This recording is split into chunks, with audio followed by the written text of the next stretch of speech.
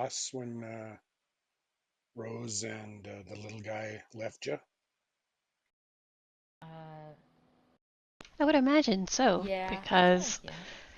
with Thorn, he was always scared. Like he was very timid. So him leaving would feel like a loss. Yeah.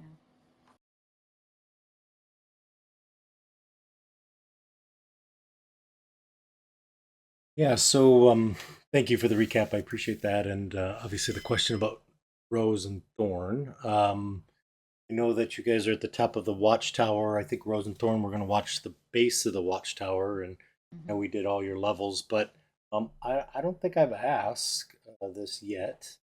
So I think it's important to find out what is your sleeping order for your watch? Well, if you look over at Lilloughby, she's kind of stretched out on her back snoring. So I guess I'm not taking first watch. Yeah, Grapip is in a similar situation. I'm gonna say that with Rose and Thorn keeping watch downstairs, I think we all just fell asleep. I'm up. I'm up. Oh, okay. All right. Gotcha. I'm combing my beard. All right, Rip. You're doing the whole watch, Rip? I'm up. I'm staying awake for my watch. All right. Got it. Got it. Okay. I'm Okay. walking back and forth All right. That sounds good. barefoot. Verified. All right. So as you're kind of doing your walk back and forth, you can see out into the the sky that's there, and I got distracted. Uh, the sky, you can see the clouds continue to kind of move through, and you can see A bird the flew by. yeah, literally, literally. You can see that the clouds continue to move, and as they do, you can see just the sky will open up just a little bit, and you can see just a tiny sliver of the moon. It's almost a sorry, a new moon of sorts that you see there, and you can hear the sounds of crickets and other things out in the woods, and you can hear distant howls of wolves kind of crying in the mist as well while you're there. As you're kind of continuing to walk, you can feel the sensation of sort of a comfort, like almost like a nice warm. Well, you have the cloak on, so a nice warm cloak over your shoulder, and feel as if something gets a little bit closer. And as you do, you just kind of gently, almost nonchalantly, put your hand into your pocket, and you can feel the page or the piece of paper that you've had with you for quite some time. And as it's there, you can feel it sort of pulses underneath your hand, almost as if there's some energy coming from it. Energy. I'll take it Yeah. out. As you take it out, you can see that, as you know, the runes that are on it sort of will mix and match and turn, and a lot of times they don't really make any sort of sense on themselves, and they sort of move around. But you've seen from occasion where they may sort of give a picture or sort of show something on their own. But today, again, they don't. But you see one rune just sort of burns kind of a faintly gold color, and then sort of fades off into a little bit of a kind of a light sort of, say, like a light gray of sorts. And then you hear sort of off into the distance, you hear what sounds very similar to Ember's voice, and you hear the long pause. And you hear,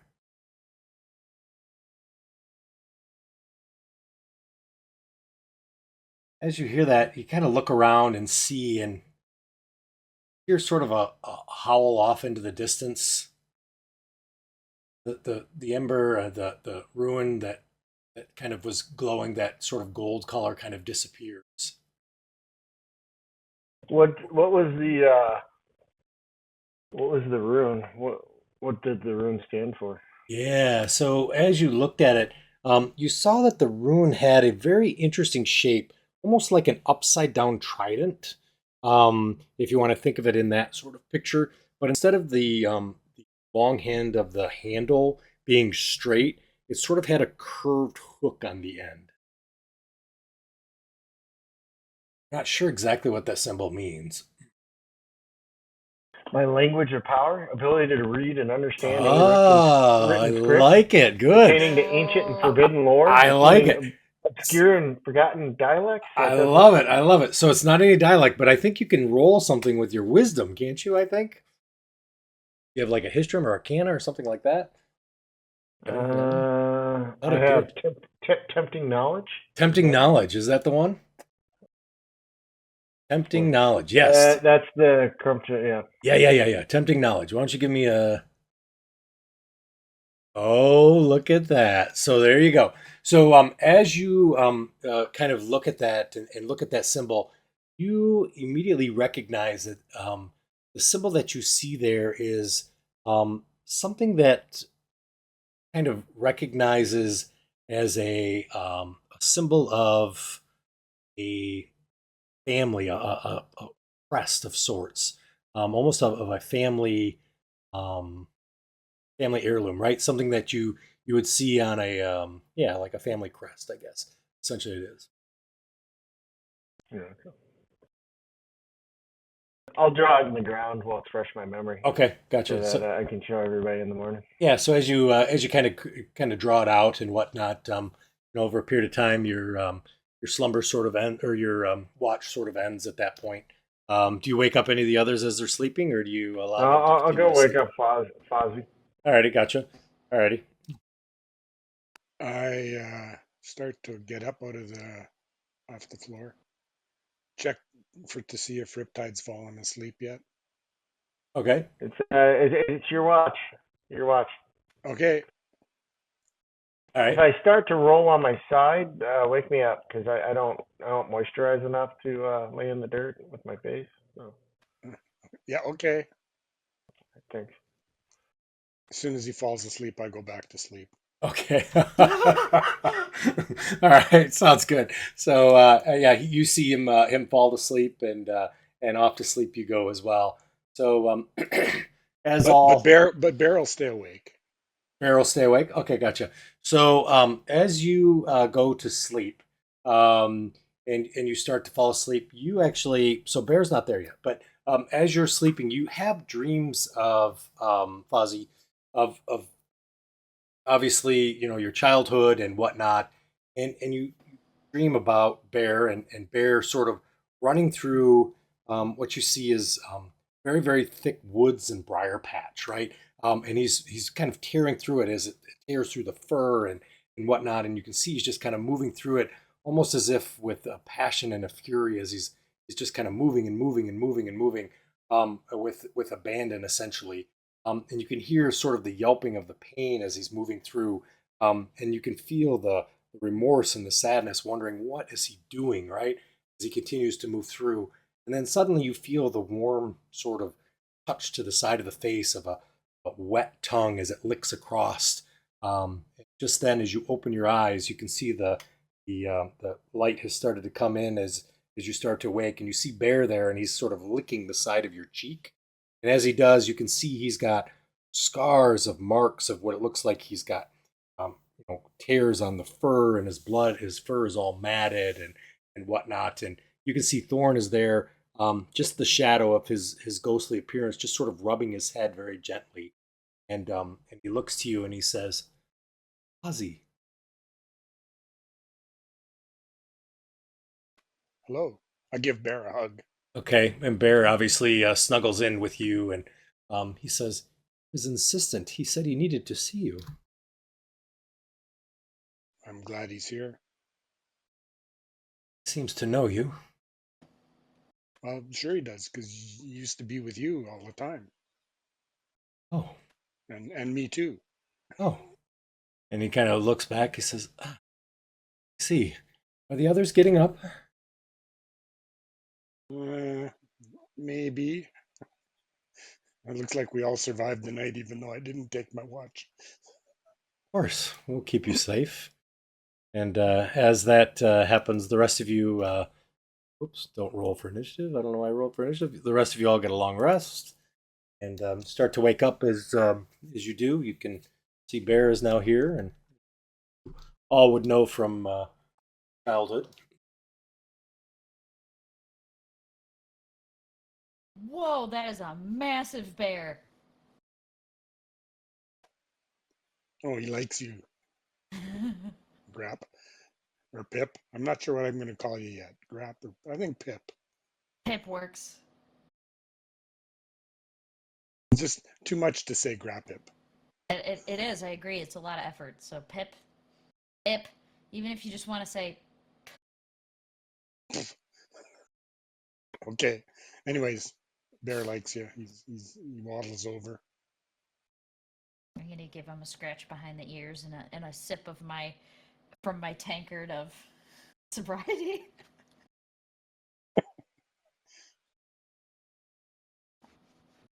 That was some good leaf, Lullaby. I really needed that.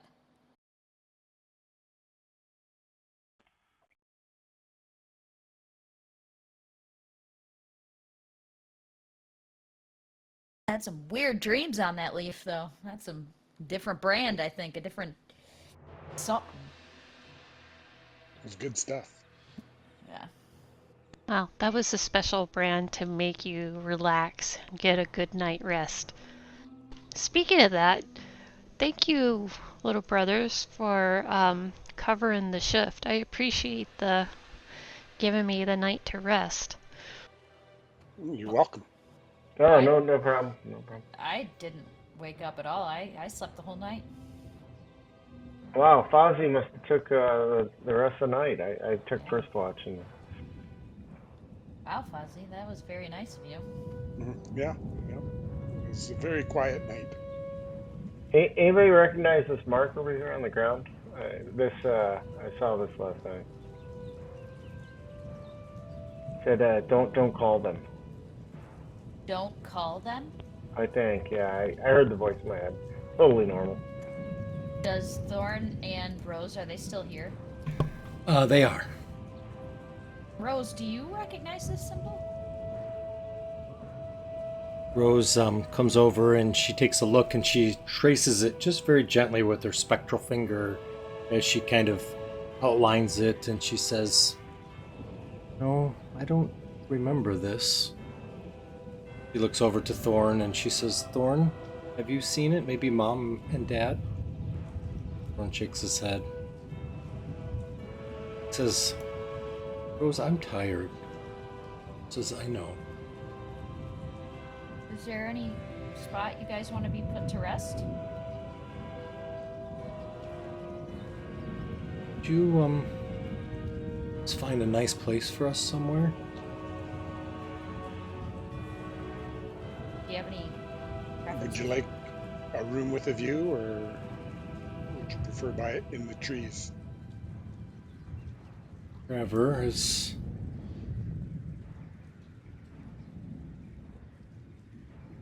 Maybe by the road, in case any of you want to come visit us later. Be nice. We'll find a nice spot by the road. As you guys make your way down the tower, through the woods themselves, down the small sort of game path that's there, you see the woods are very sort of close and foreboding. The road is muddy of sorts, as well as the path that you have there. Small little mist that kind of goes along the road as well. As you get Do there, you see any tracks on the path or close to the path? yeah. So you see your footprints, obviously, from the night previously. You see what appears to be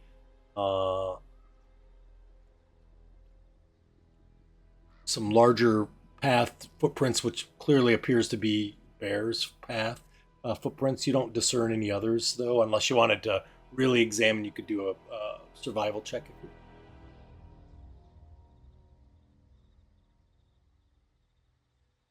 I'm having trouble with my regular music, so we're just gonna use Sirenscape again. Yeah. So Fozzie, as you kind of look down, you do see there are some older footprints that are there. You do see some booted footprints, probably more larger humanoid size shapes, probably human versus elf, orc, right, or half orc kind of shoes sizes. You also see what looks like either a large dog, wolf, warg sort of footprints as well, but those appear to be much older, probably anywhere from a week to a month ago. Okay, so nothing really fresh Nothing fresh. other than our tracks. Okay, so that doesn't worry me. I don't know, Lilyby. This doesn't look like a very restful place to bury someone. What do you think?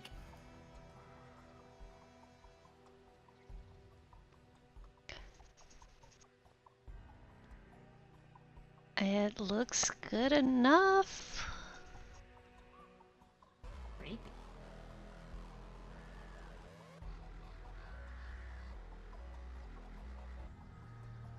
What are those? Did you hear? Are those creature noises? They sound like it, don't they? Yeah. Did you share the Sirenscape? I can if you'd like me to. I just put it in the TeamSpeak. It's just quiet, but I'll share it that way. You can... Okay. Okay. Yep, no worries. There you go. I had it turned down quite a bit. I can turn it up. It was pretty loud.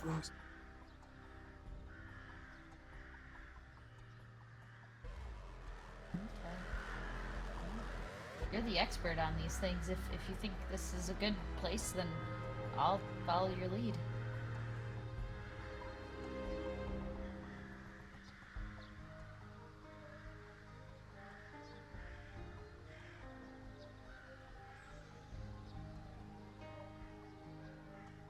Rose and Thorn stand there very quietly, looking at you both. All of you. Is this a place you guys wish to be put to rest? I mean, it doesn't seem very inviting to me, but if this is the place, then this is where we'll bury you. Thorn looks up at Rose, and Rose looks back down at Thorn, and said, I guess.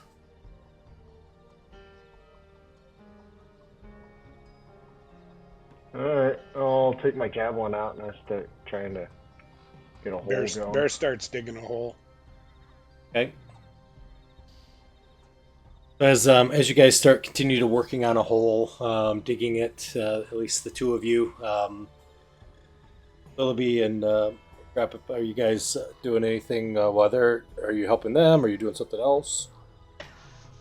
Well, I'm like settling, put my pack down, and because we had took the bones with us, didn't we? Yep, you have the bones. Yep.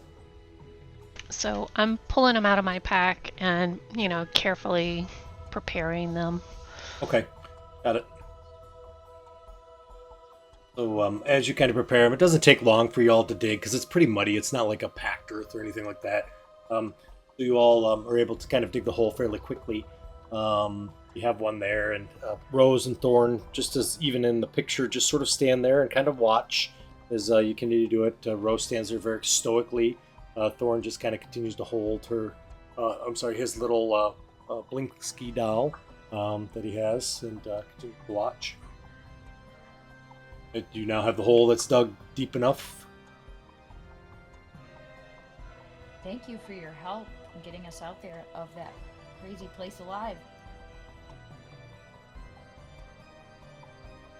Rose and Thorn kind of look at you, and Rose says, "Thank you. You finally rest." Just then, you see Thorn goes running across and gives Riptide a big hug.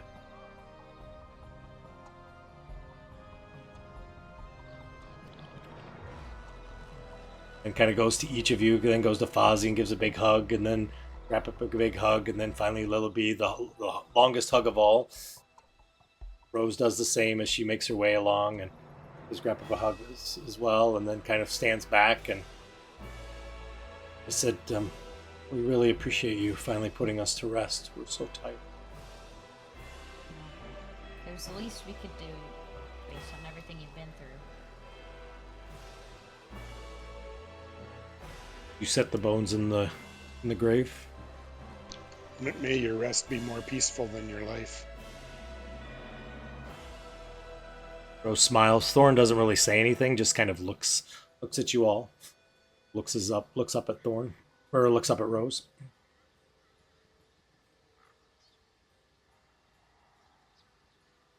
May you rest in peace.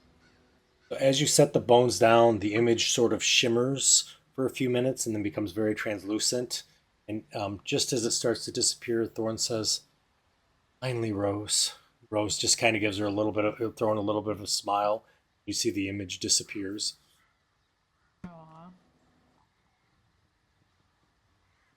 Bear starts filling the hole. Alrighty, so you guys continue to. What's that? Grapip cries a little bit. Aw.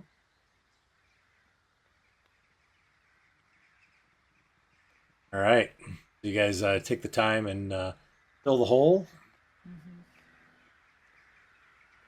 I got directions first, but I think we'll just follow the road, eh? We have a crude map. I prestidigitation I don't know, magic mark of a heart onto the burial site.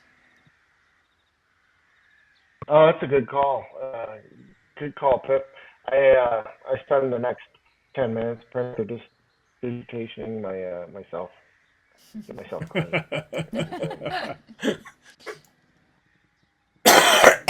Good. So as you put a little art on top, and of course Grub gets himself looking all dapper again, and yeah, looks good. So all right, so you guys are standing on the road as you are. The road goes both to the left and to the right. It's surrounded by woods. You do see, if you look at the back picture of the background, pretty much that's what you see. There's two ruts that kind of go in one direction versus the other direction. There's a little bit of mist that's on the ground. The ruts do have some water kind of in them, intermittently. There's some light that's coming through the clouds. However, there's no sun necessarily. Yeah. Yeah. Which way should we go, Fozzie?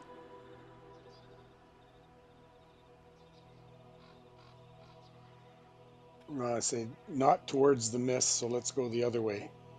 Okay.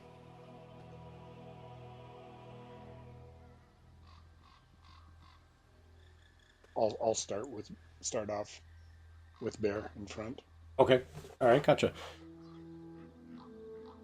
Gonna follow him. Okay.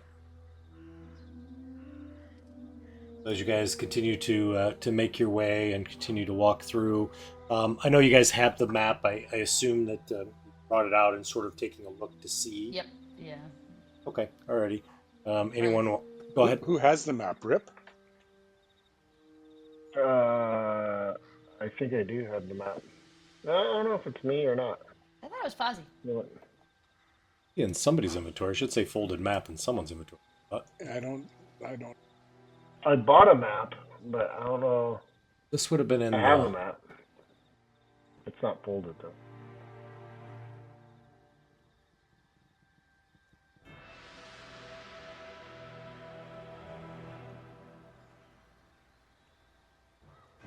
Guess what? Looks like the map that that Riptide has is the map. Hey. I didn't put it in there, so I guess your map is the map. Oh, okay. I'll show Fozzie. All right. I'll just give it to Fozzie. Whatever direction the road takes to get us to the town, that's the way we're going. All right. Sounds good. All right. So as you all continue to walk, I got to get rid of this 20-pound piece of metal. Looks heavy. All right, so you all continue to walk, and you can see there's kind of like I said, there's black pools of water that stand kind of around the muddy road, and these giant trees kind of loom across each side, and you see kind of the branches are clawing at the mist as you go. As you continue to walk, oh, do we have a marching order too? Did you all put in a marching order? No, but we should. Let me pull it up. Order. So first up is Fozzie, right? Rapper on there. I see Willoughby.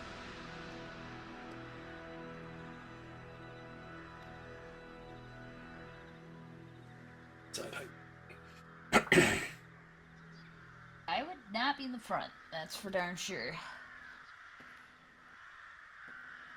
Maybe like second in line?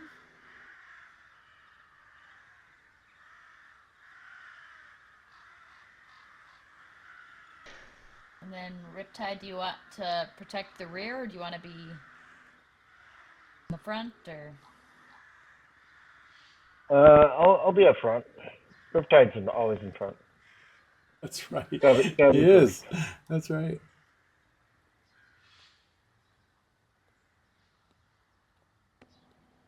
Does anybody have a compass?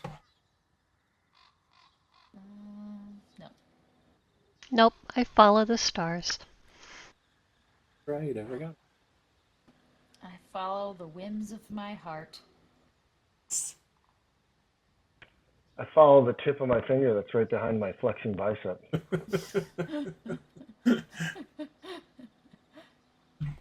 Let's follow the bear. Exactly. Thank you. So, several hours go by as you continue to follow this path that seems to be endless. As you continue to walk with the mist that's there, you see very little, if any, creatures off the path. There may be a small, sort of very thin, malnourished squirrel that you may see on a tree, or you may see off in the distance what you hear is some rustling, but you're unsure exactly what it is. You may see what looks like some sort of a bird or some winged creature off in the distance as well, but otherwise fairly benign of any other sort of creatures that you see. Up in the distance, as you start to sort of make the turn, you see coming around the forest kind of opens up, and as it does, you see this almost large stone wall or gate, and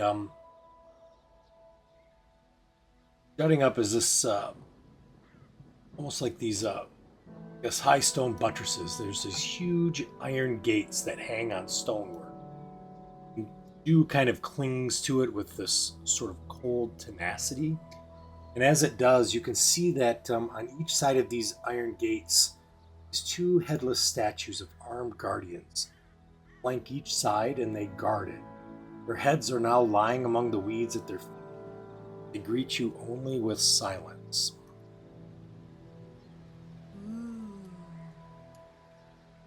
We don't see anybody, any like human or anybody outside of it. We just see these gates.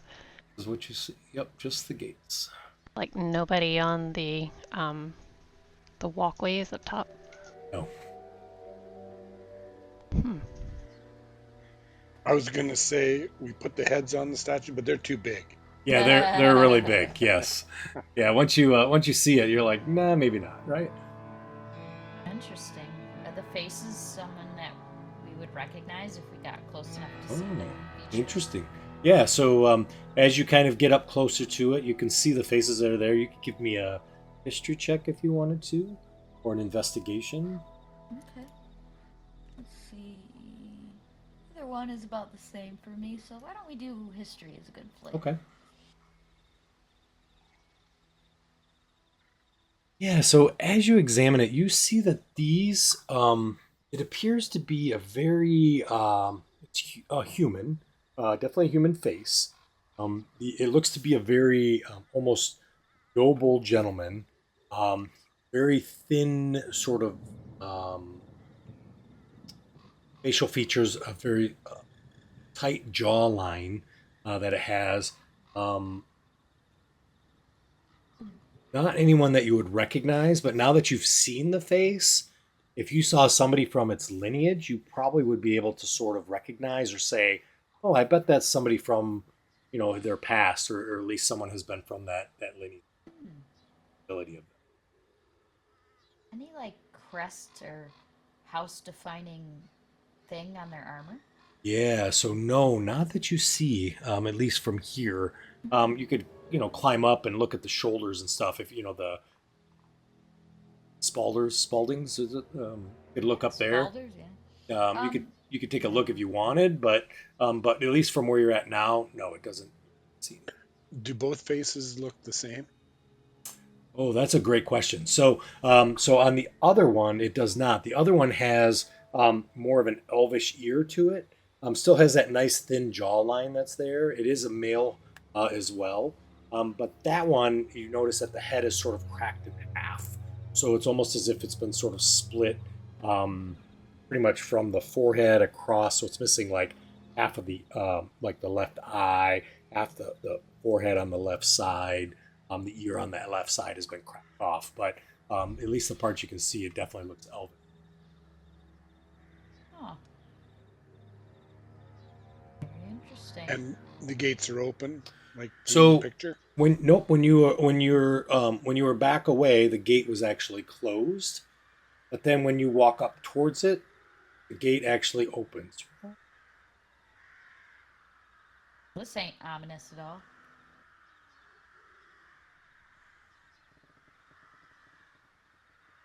Do you think we should go in? Well, we can't go back.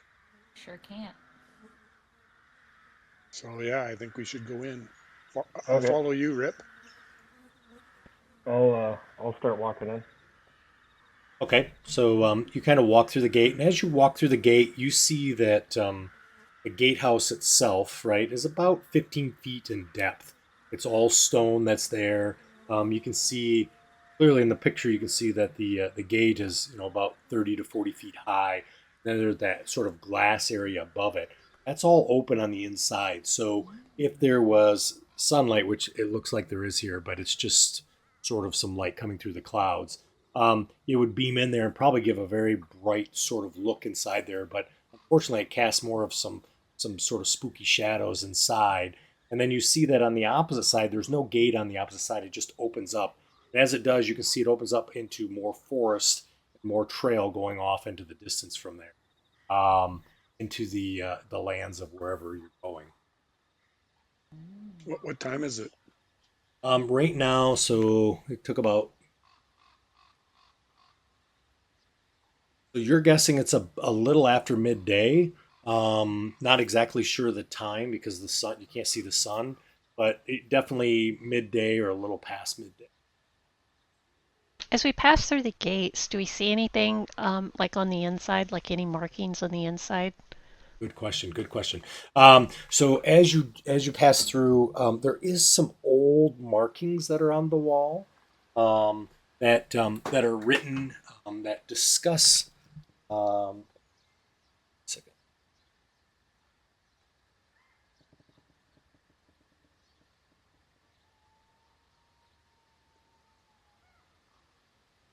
Are you still talking? Nope, I'm not. I'm looking something up real quick. I apologize. Bear with me. Okay. So yeah. I was just bringing it up here.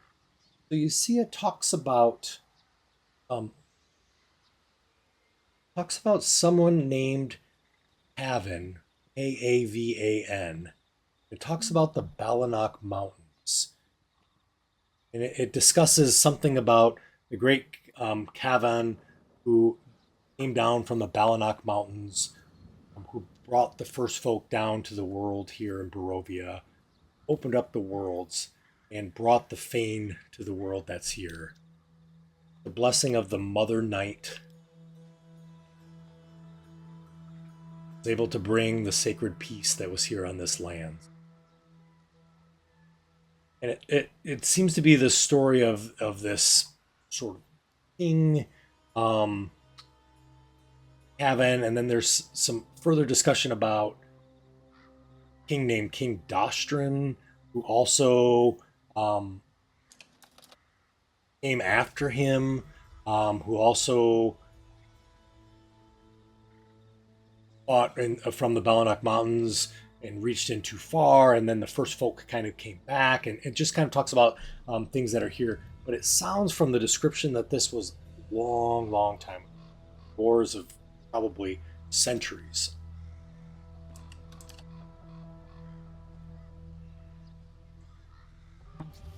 I'm writing in our Discord chat this stuff right now, so sorry, Greg, but you're going to be getting some random weird Oh, messages from me that's tonight. all right. No worries. That's okay. Well, I wonder if those statues out front were this King Cavan and Dostran. Interesting. From the Bohlinek Mountains. Bringing people to this world with the blessing of the Mother Knight. Able to bring sacred peace. I wonder who the Mother Knight is. And is it night as in nighttime or night as in knight in shining armor? Night is in nighttime. Okay. Knigget? Precisely.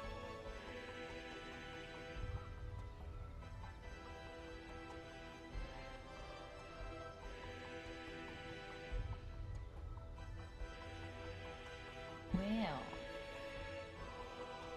we're definitely not in Faerun anymore. That doesn't sound like it. No. Oh, we only have but one way, and that's forward. So let's see what we're getting ourselves into. All right, I'll start going forward. I pull out a ration and start chewing on it. Okay.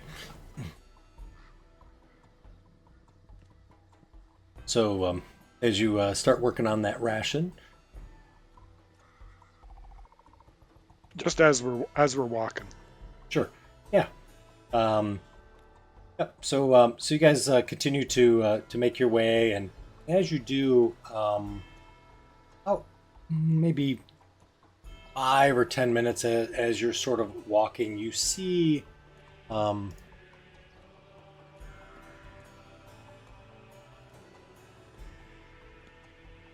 Just off to the sorry, no, you don't see. You catch a scent of what smells like death that's in the air. Just the smell of something has just died fairly recently, and you can smell it up ahead. And as you continue to walk, it gets more and more prevalent the more that you walk forward.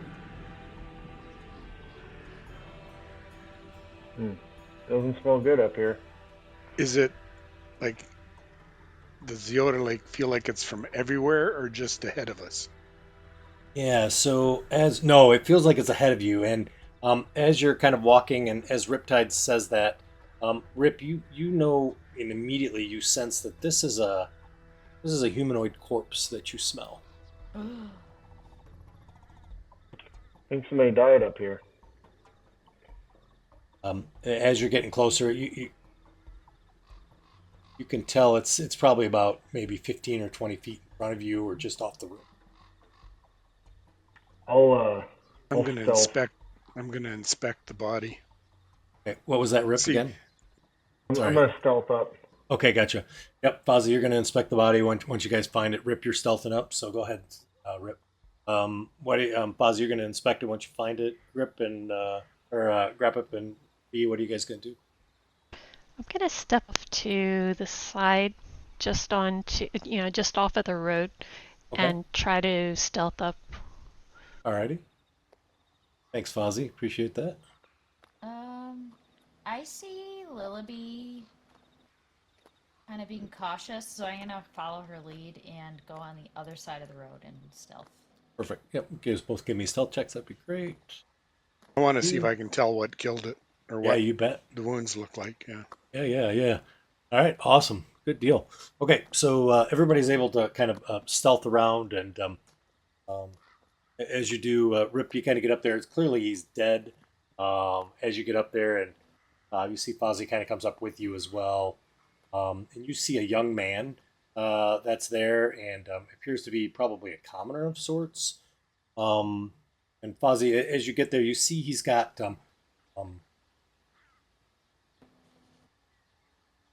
looks like claw marks all over his body that you see, and it looks like the crows have been at his body as well. So he's been picked at quite a bit. But you immediately recognize that by looking at the corpse and seeing the paw marks in the ground that it looks like he had gotten attacked by wolves, is what it was. And it looks like he's definitely been dead for at least 24, if not. So he's well decomposed. He's decomposing. Yeah, he's pretty ripe. Uh, Um, can I tell if like big wolf, little wolf, normal Good. wolf? Yeah, good question. So this isn't like a dire wolf type of thing, but these are yeah, these are pretty good sized wolves. More than one then?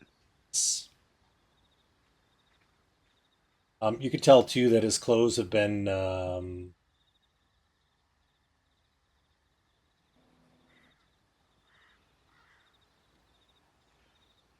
Sorry, I think it cut out. His clothes have been what? yeah, has been pretty torn up. I think we should look at the sun and say we should probably look for his abode nearby. He must be nearby because I think these people don't spend the nights outside. Well, I'm still off to probably the right side of the road. Do we see any tracks going off in this direction from the body? Yeah, so you see some tracks that lead off into the north. And Fozzie, with your investigation too, you see in his hand he has a compass. Well, I'll take it. Okay. And so when I you can't when tell. I can't tell which way he was looking at it, but yeah. that's okay. When you take the compass, you see that his hand was pointed in the direction of the trail that Lillaby is.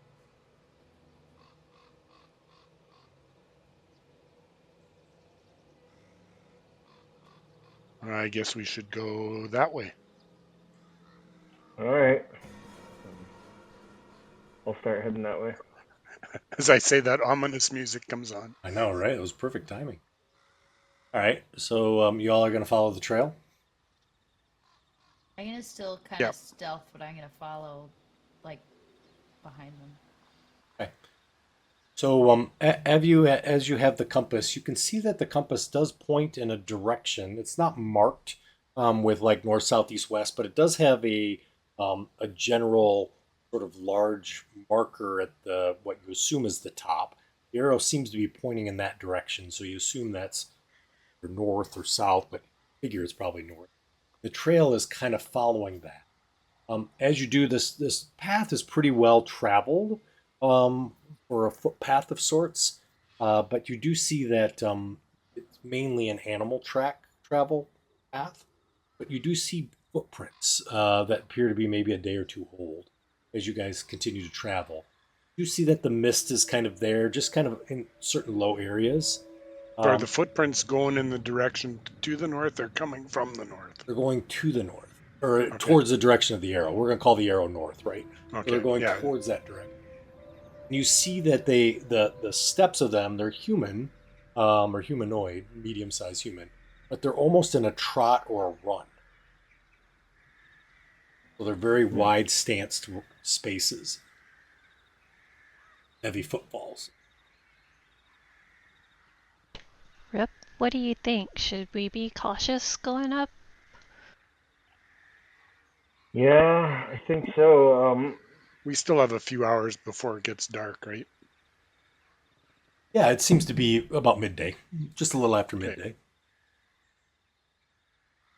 maybe we stealth from here on out. Sure. As you continue, just for about yeah, you guys can roll stealth if you'd like to. Um, or I can use the stealth that you all have. Nothing's really that hasn't rolled. I think Ozzy was the only one who didn't. But if y'all want to re-roll, you can.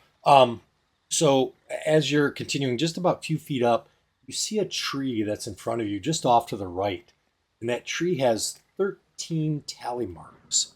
There's an arrow that points upward towards the sky, almost pointing, like telling you to go forward into the woods. Interesting. Hmm. Hmm, 13 that- what? Tally marks. How many names were in the watchtower? Is it 13? 13. Oh wait, in the names were tower on or the house? The house list had 13 names, right? Yes. But the names etched into the watchtower that we stayed in, I didn't know if I counted, but was it about 13?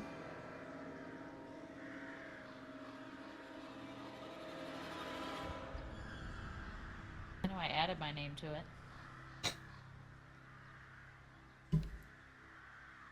Very interesting. I'm curious now. I'm all about figuring out what's going on here.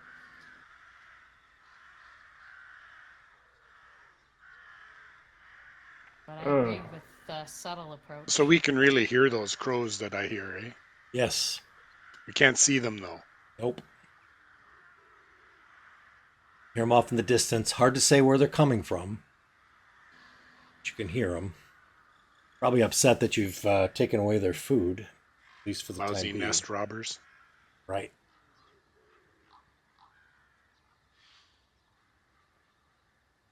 I'm gonna start sneaking up the path. I'll sneak in front of him. I sneak faster. All right.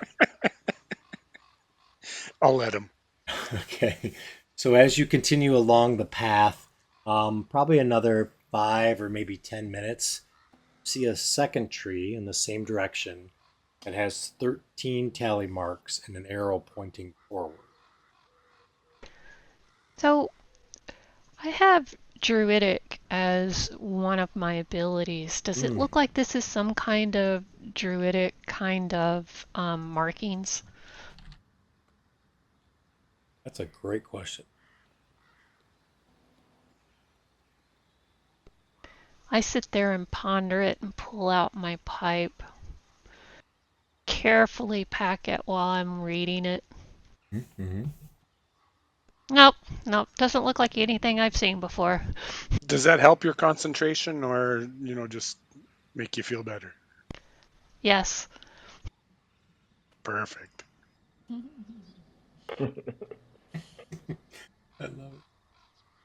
I love Let me have a puff. I'm sure that'll make us, it. really more stealthful. I'll Nobody will smell that. I'll start stealthing faster than everybody so I can get back up. I'm ready. I'm gonna keep going. All right, got it. So you all continue, and after about 3 to 5 minutes, you see another tree, this time on the opposite side of the trail, that has 13 tally marks and an arrow that points further. This time the footpath visibly vanishes into a wall of impenetrable fog. Well, that's spooky. How about this one? Willoughby, do you recognize anything there? And I take out my tankard of sobriety and slowly nurse it in pondering thought. Yeah, it really looks a lot like the last one. It sure does, doesn't it?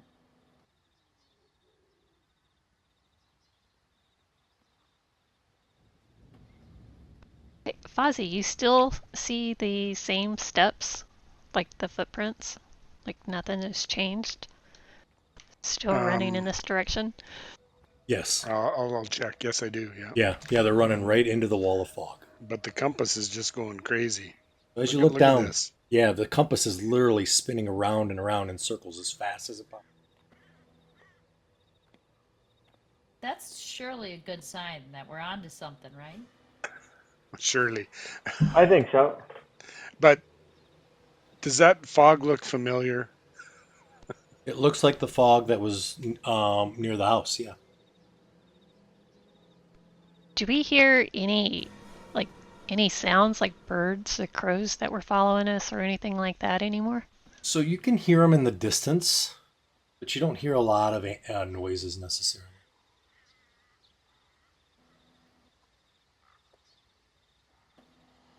Well, my curiosity is piqued. I'm willing to go into the spooky, scary fog to figure out what these 13 tally marks mean.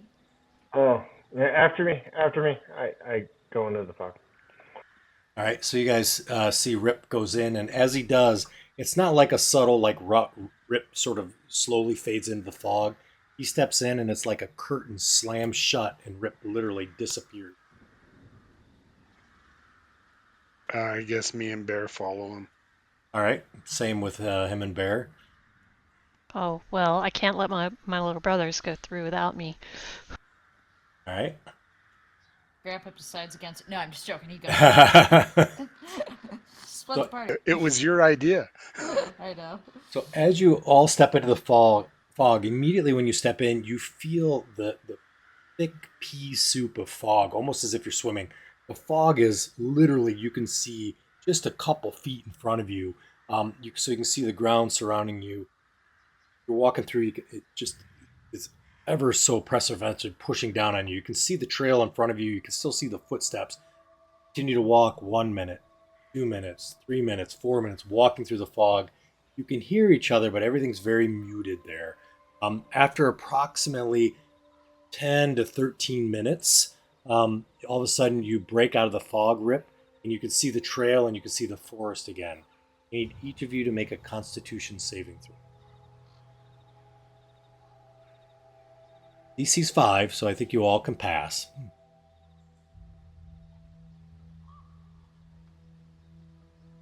Famous last words. Oh.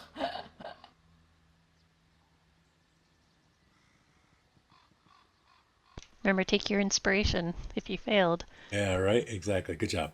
So you could feel the fog was just really sort of draining as you were moving through it, but thankfully you guys didn't get exhausted doing it. As you emerge out, you now see in front of you the trails there. You can still see the the forest is kind of in front of you, and you see there's the fourth tree now is there. You see it has 13 tally marks and an arrow that points in the direction of the footpath. This tree now has carving of an object shooting from its trunk.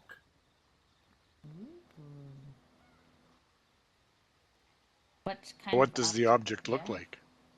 So someone has stabbed an old dagger into the trunk of this old gnarled tree.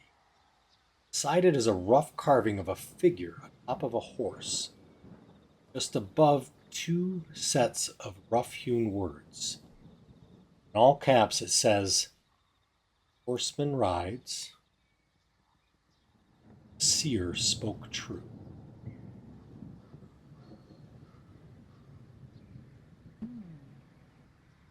The horseman rides, and fear spoke true. The seer. Oh. What does my sword say every night when the sun sets? All right, now I'm going back months. Hang on, I gotta look it up. I forgot. It might be in the description of the sword. Just a sec. Yeah, I forgot. I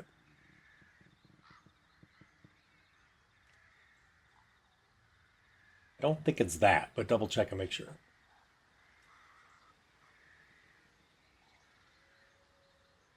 Maybe it is.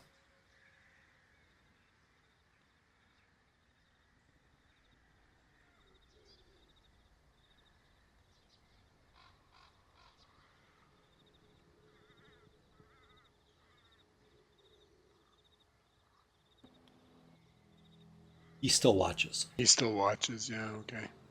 Just wondering if it's another line from that same poem because it seems similar. Mm-hmm, mm-hmm.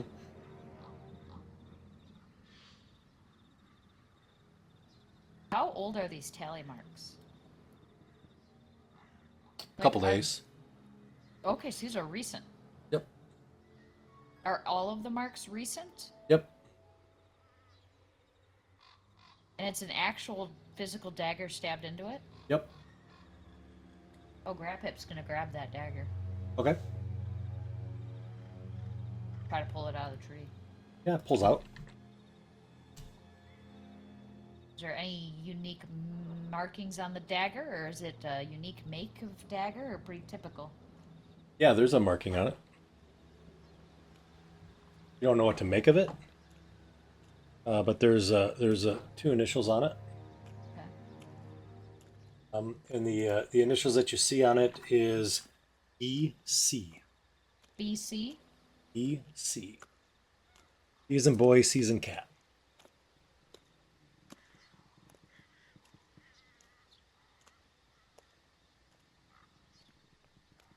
Okay. I'll Show it to everyone. Hey guys, look, this dagger that was in there. Maybe I'll return it to the original owner. Put it in the party sheet.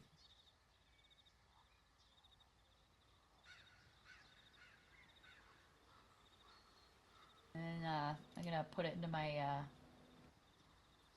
I'm gonna hide it in my bosom. Okay.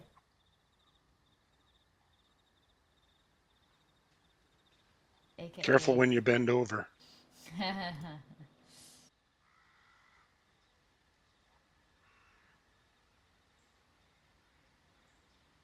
Onward? I guess we keep going, yeah, following the Yep. path. Rip will run out front. So as you continue to follow the path, you see up front in front of you, the path comes up to what appears to be a road.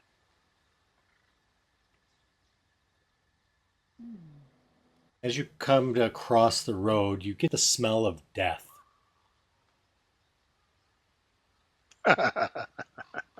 Is it the same body? So I'm gonna find the so follow you the smell down the yeah, road. so as you come up to the road and you go to where the smell is, there's no body there, but you see a path that goes across the other side of the road. You see 13 marks and an arrow pointing north.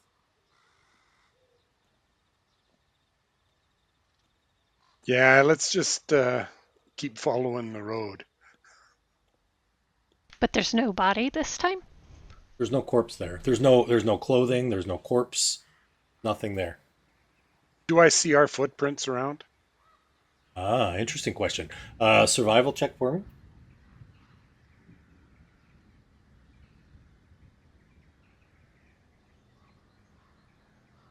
With advantage, because you know what your feet were. Roll it again. Oh, you don't need to. Yes, you see your guys' footprints, and you do see them going off to the north down the trail. I think the fog turned us around or transported us to the south or wherever, and we just came across the same place. So let's continue down the road.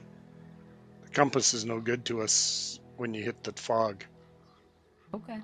So, Fozzie, as you look at it, you see that the compass is again pointing in the true direction, right, that you had seen before.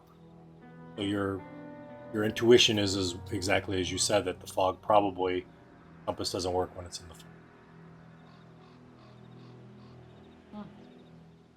Huh. Okay.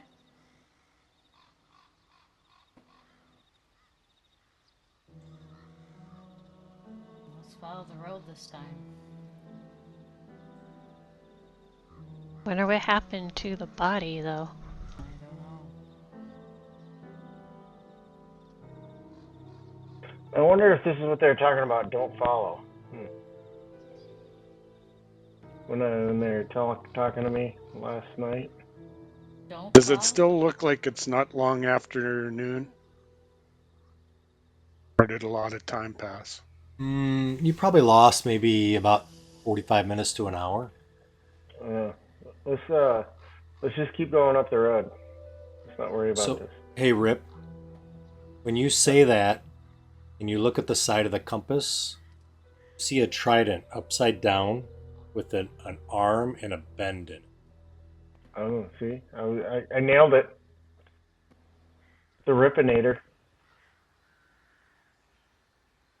So don't follow the arrow when it points north, eh? Yeah, just don't follow the compass. When it points the direction I'm imposing north in. Interesting.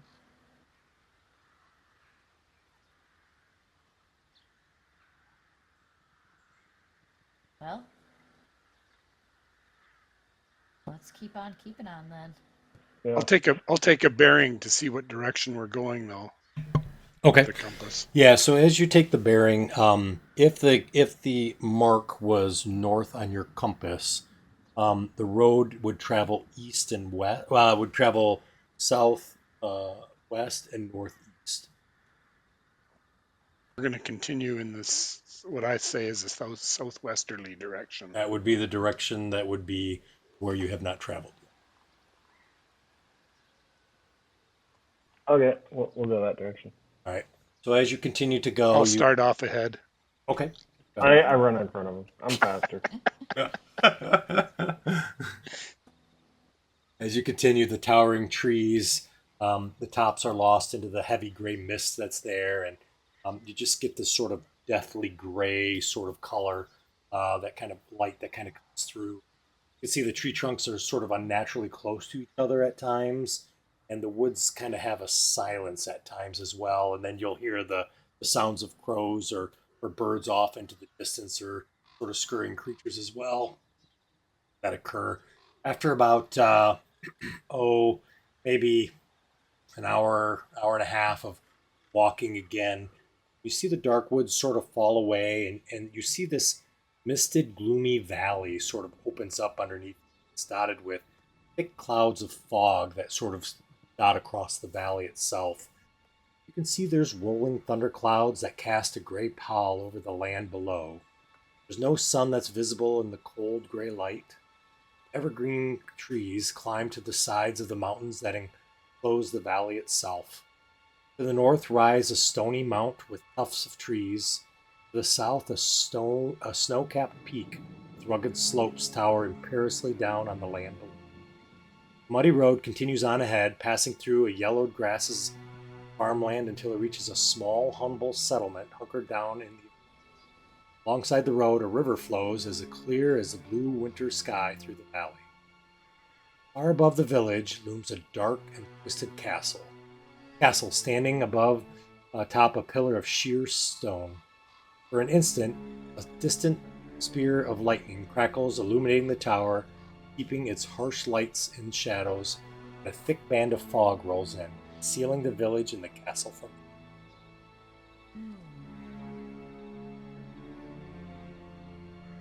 So as you look at your map, I think you can probably deduce where you're at.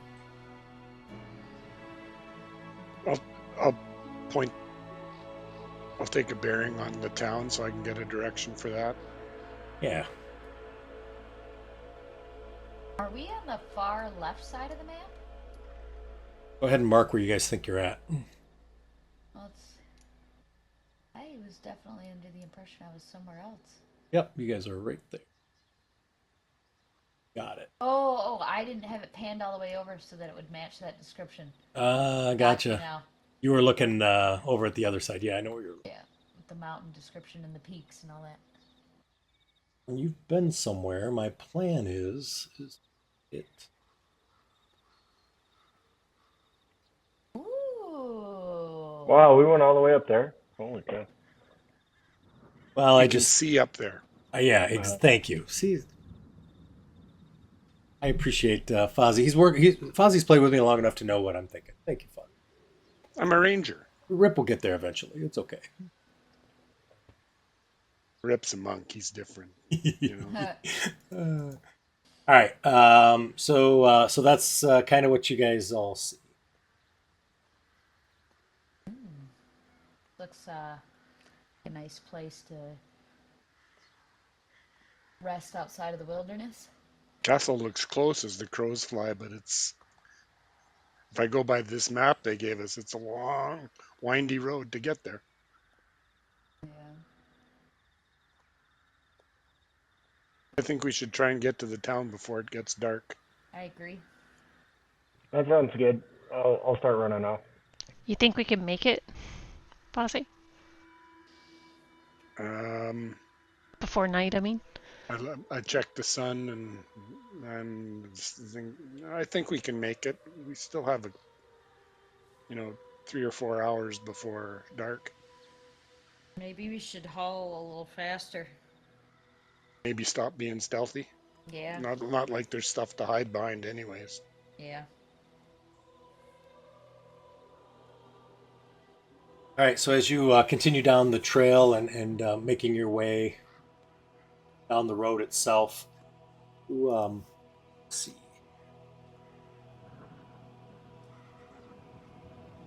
Won't take that long. So it appears that it's probably a couple miles. So it'd take you about 40 minutes probably to get there. So it won't take terribly long. I know the map seems a little out of touch with what we've already been walking and what has been described. You all were quite a ways off the map before you got to the top, or to the wall. So as you start to make your way towards it, you can see that get closer. The outskirts of the village starts to become closer to view. You can see that there's a wide dirt trench that surrounds the settlement, 5 feet across and just as deep, with hundreds of sharpened wood stakes that thrust up like jagged teeth. Up ahead, besides a tall heap of charred wood, the road continues over a makeshift wooden bridge, the muddy ground beyond giving way to slick, wet cobblestone. Wood barricades stand haphazardly along the streets. The structures around them bear scorch marks and gashes, and several buildings show partially collapsed roofs or walls, allowing the cold, creeping fog to drip silently. All shapes of the village dwellings stand above, looming out of the dense fog that cling to the earth. Figures bearing crossbows patrol the old rooftops above, while half a dozen haunted-looking villagers make repairs to a 30-foot-long barricade blocking the main street. A tall, broad-shouldered man with shoulder-length blonde hair and a chiseled jaw leads the work, wearing an old longsword buckled to his hip and a set of splint armor. I don't know if they have splint armor, but whatever, over a collared coat. A raven with blue-tipped wings is perched atop one of the rooftops nearby, watching the proceedings below with obvious interest.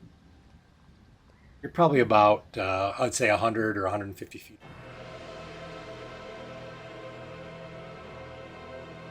I'm sure they've spotted us by now. Yeah, they probably see it walking up.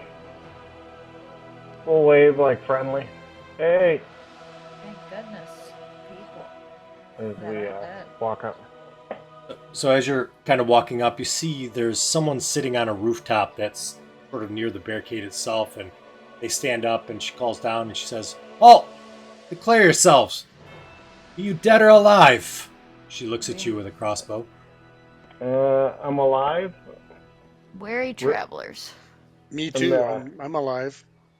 You see her compatriot standing next to her is a grim-looking man. He's clad in leather armor. He twitches his crossbow that was at his hip up towards you and kind of cocks back the mechanism as he points it in your direction. They both kind of point it to you. And the rest of you?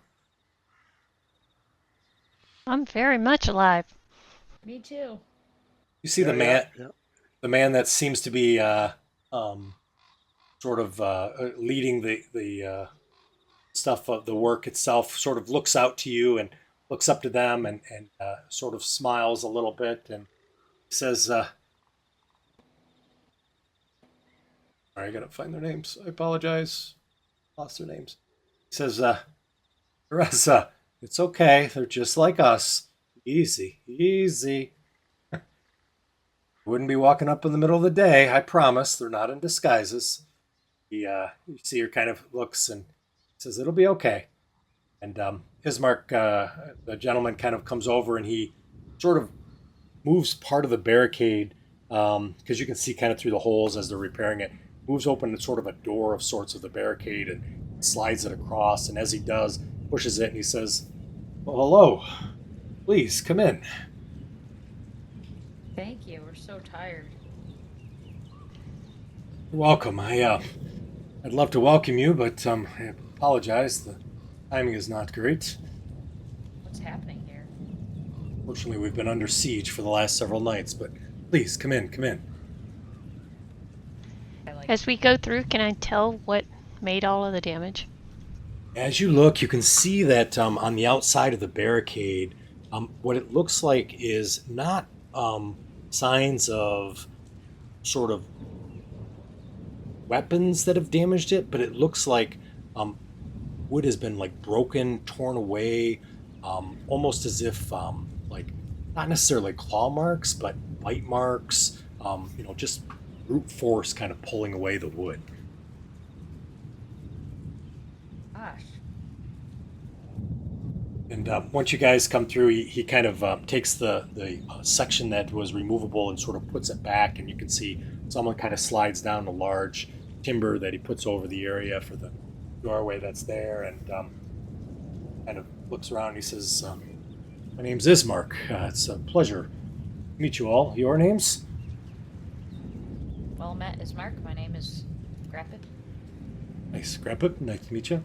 Oh, I'm sorry. My given name is Kolyana, and yours?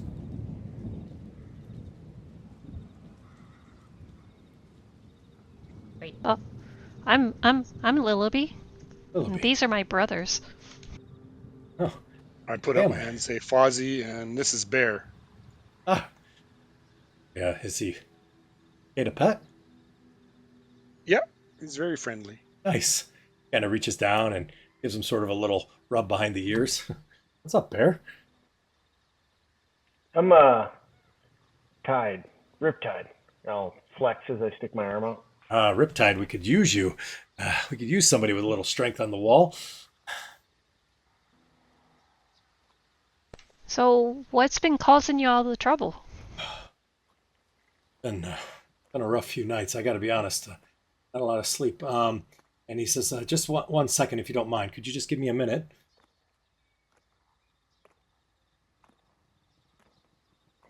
Waits. Nobody says. He kind of Yeah, nods, absolutely. Go ahead. taking that as it's okay. And he kind of looks over and he yells over and says, Belmont, please. He points over. He says, make sure that they strengthen up that side over there, and don't forget that there. He says, Kreza, it's okay. People walking in, remember, it's fine. She's like, you never know, boss. He's like, I know, it's okay. He's like, I'm gonna go over. I'll be at the over at the Blood on the Vine. Okay. If you need me, just grab me. Okay. And then you can hear kind of hammering and stuff. He says, come on, follow me. He starts walking you through the town. He says, well, this is the village of Barovia. How long have you guys all been in Barovia? We're relatively About new. 4 minutes, or No, or one night. one night, one night. One night, I see. As you're walking, you see there's this blue-tipped raven that was sort of sitting there watching as you came up, sort of flies and kind of goes from roof to roof as you guys are walking, almost as if it's following you. And it'll sort of land and sit there as you walk by, and it'll fly to the next one and just sort of sit there and move as you're moving. He says, I see. If you zoom in on the map, maybe I have a broker. Let me grab a broker. And so as you kind of continue to move through, he says, unfortunately at night the undead have been attacking us. Zombies, mainly. You, clearly you're not from Barovia. What brought you here? I don't know. See, That's what we're trying to find out. Yeah. must have been him, the devil Strahd. Oh, you have a lot to learn, I'm sure. Please. Why would he bring us here? Question, I don't know. But it's all right. We'll get you up to speed nonetheless. I show him. I say, I have this spare short sword and this chain shirt. Can anybody use it? Well, potentially. Are you? It's a little big for you. No offense. None taken. Yeah.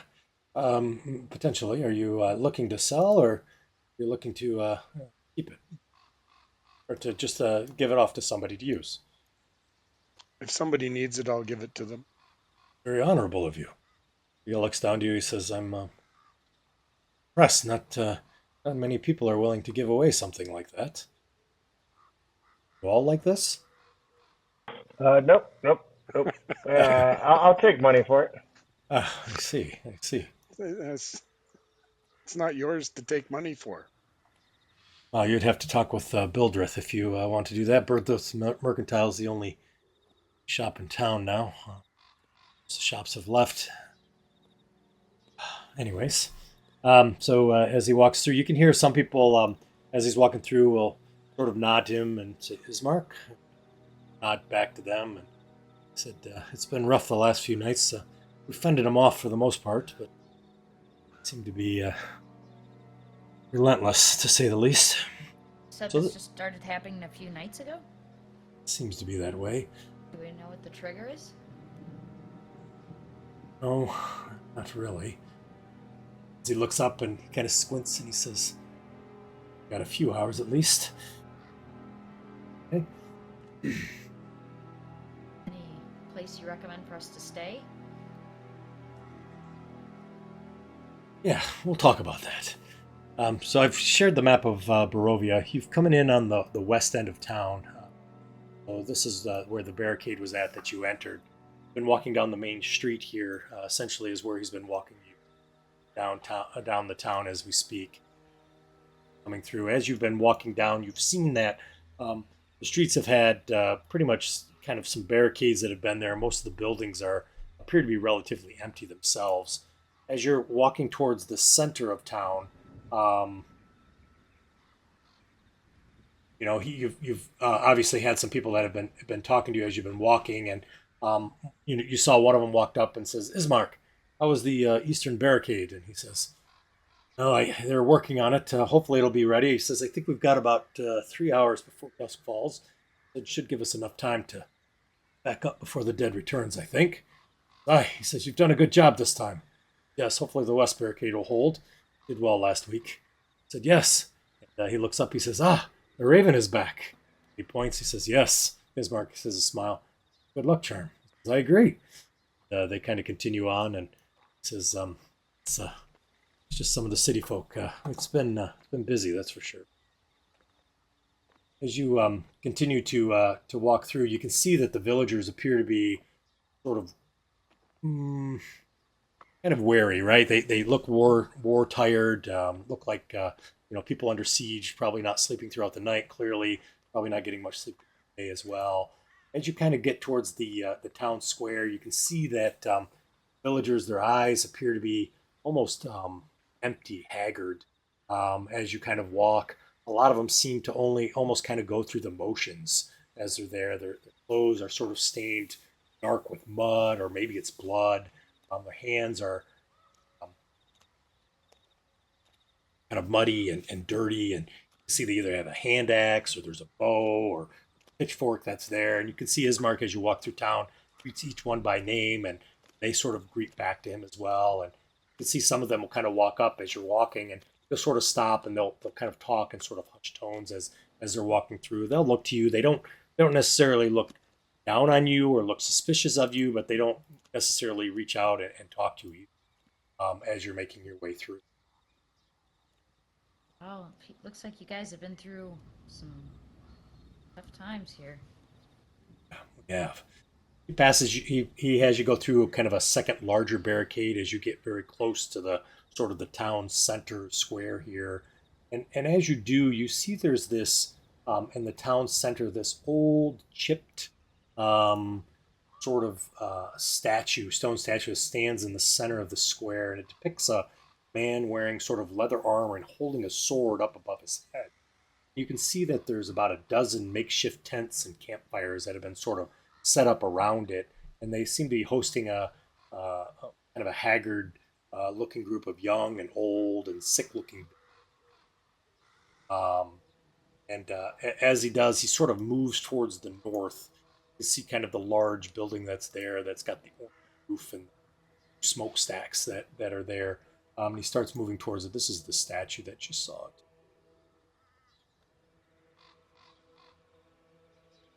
Hmm. As you're moving through, and you see one of the villagers stops him for a second. He says, "I just need a minute," and it goes over and talks with somebody as your group is sort of left there as he just before he goes over to that building.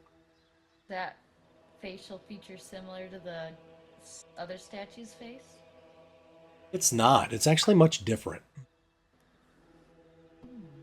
Does it look like Ismark? It does. As you ask that, there is a placard at the bottom of that statue. Oh. Can we get close enough to read it? Sure. So as you get over, it says Ismark Antonovich the Great, Burgomaster of Barovia, Bane of Vampires, 618 to 662 BC. Interesting. Do we know what year it is right now? Hmm. I'll ask. Okay. Ismark what year is it currently? All right, gotcha. So he just kind of finished his talking with somebody, and so you kind of you ask him and say he kind of sees you and says, I don't know if you guys are at the statue, but he kind of walks over and he says, "Ah, come, please, we'll go into the get a drink, okay? Out of the vine." Sure, but what year is it now? Oh, of course. 735. What does BC stand for? Oh, that's the Barovian calendar. Why do you ask? Oh, Oh, it's the statue. It's, yeah. it's um, it's the day is I forgot you're not from here. It's Pentak. It's the 27th of Octavian, year 1735. It's year 1735? No, 735. Sorry, Oh, I okay. I'm misspoke. like, That was on me. oh. That's on No, me. you're good. He says that that that's who I am named after. Ismark Antonovich, Ismark the Great. He was a mighty warrior, burgomaster, mayor, ruler, village of Barovia. In his prime, he fought scores of vampires and undead, left behind when Strahd vanished from public view. Strahd. You keep saying this Strahd guy.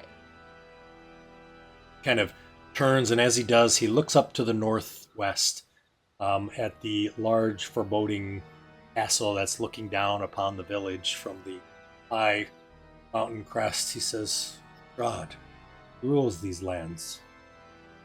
Devil Strahd lives up there. Been asleep for a long time. Probably not anymore.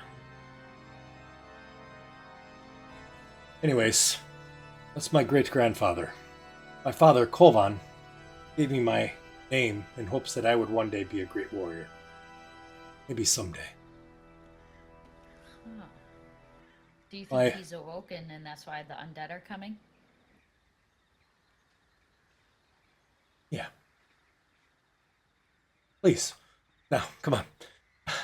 Let's not talk about times before. Let's get some drinks. Please, please. He gives a smile. Let's get some drinks. Sounds like a good plan to me. So, Sure. just so you guys are aware, I know Rob, if you haven't used Fantasy Grounds before, there is a calendar in here. It's up in the top right. Looks like a calendar. If you click on it, it does have the Okay. calendar there. It does have the Barovian calendar, so you will Oh, see the date. You can add your own entries in there if you want to. I will advance it when we long rest. It also has the moon in there, so if you want to know what moon it is, it will also cool. do the moon. So it's there, so that way you have it.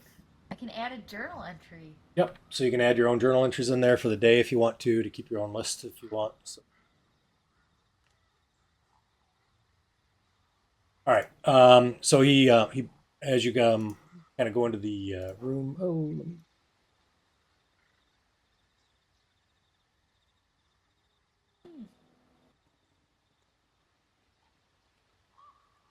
apologize. We just have the same outside sound, but let's see if I have some. You guys want to take a quick break?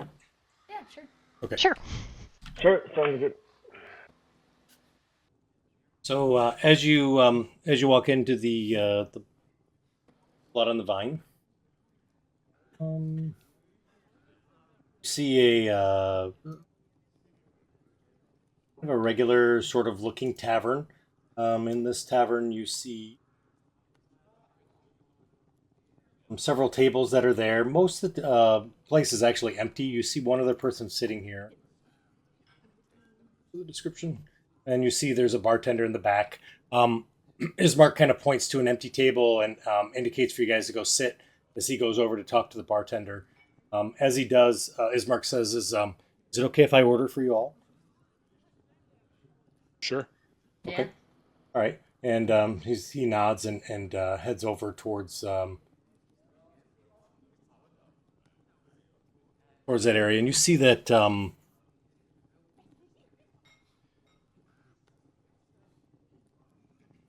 Looking for a description. I guess there's not a description. I thought there was. So as he walks up over to the bartender, you hear him say, "Hey Eric, can I have a few drinks?" And he gives him a few drinks, and he kind of brings it over and sets them on the table, and then he brings over. Obviously, can't carry them all. He brings over a few more and sets them down. And as he does, you see there's one other gentleman that's sitting there over on the other side, and he's kind of just drinking on his own, and he's not too far away from where you're sitting at. And Ismark sits down and he says, "I'm sorry. There's just a lot going on out there, and it's hard to have people kind of coming up and constantly interrupting. You all have 1,000 questions. You were asking questions coming up. I'll try to answer as many as I can. So please ask away." I'm just curious about the raven too. I mean, that thing following you around, or is it? Ravens are good luck. So anytime there's a raven that's with you or around you, that's them watching out for us. And so if you have that, that means someone's on our side. So there's lots of different things in this world that aren't good luck. So if there's rats or bats or anything that's out there that's not a raven, it may not be trustworthy. But a raven is really good luck. So if you've got a raven like we did, right, that's following us as we go, it's just a good thing. So it's not anything that I know of. It's not a pet of mine or anything like your bear, but it's just great. Takes a drink out of his. He turns back to Eric. He says, "It's good as always, Eric." And Eric just sort of continues to kind of clean the glass. He seems sort of pan-faced. Doesn't really say anything. He goes, and he just kind of stares off and cleans the glass over and over. I'm gonna put my drink. I'm gonna pour it into my tankard of sobriety and then start drinking it. Nice. I like it. Hope you don't mind. I'm a germaphobe. Nah, it's all good. I'm going to whisper to Pip, what does that do? It means I can drink more, not feel the effects. Pretty nice. Yeah, extremely. Does it take away the calories too? Nope. And I pat my gut. Hopefully this is a low carb, low sugar ale. I don't know. I'll take a swig. It's actually pretty good. Me too. Yeah, it's not bad. Not bad at all. So in your investigations so far into this problem, have you figured out what the lure or trigger for these undead attacks are, or are you just trying to weather the storm? So, this is what's happened. As I said, you're in the land of Barovia, and Barovia is this realm that is surrounded by a deadly fog. And I don't know if you've seen the fog, and probably you came through it. Most people come through the fog to get here. And it's ruled by Strahd von Verovich, and he's a powerful vampire who sleeps in the castle until just recently, as I was telling you. Now, sometimes outsiders are spirited here into Barovia. I don't know why, but once you're here, you can't get out. You're stuck here. Great. Sorry. So I'm glad you're here, and I'm happy to work with you to help out, but you're not getting out. So about 3 months ago, a man, his name is Doru, he's a son of the village priest. He decided that he was going to raise up this rebellion against the castle. He was hoping to free the village, right, from the prison. But unfortunately, the revolt failed, and it awakened Strahd from his dormancy. And so this sort of caused the vampire to vow vengeance upon our village. When that happened, a lot of Barovians, they fled to the town of Wallachia. It's a few days' travel to the west. But the remainder of us stayed in the village. I mean, we wanted to defend our homes. We've grown up. We live here, right? I mean, I've had generations here. And there was others that couldn't make the travel. They were too sick. 6 days ago, Strahd's undead forces began attacking the town, and each night, back multiple waves of the dead, and each night the horde comes ever closer to breaching the defenses. We keep trying and trying, and out there that feel that the village is doomed. And I don't think it is. But the undead's infested the woods to the north and now to the west and the south. They blocked the road out past the Elvis River. Mist is blocking passage out to the east. We can't leave clearly the way that you've come, so pretty much cut off. Oh, pretty dire. So I think that we just have to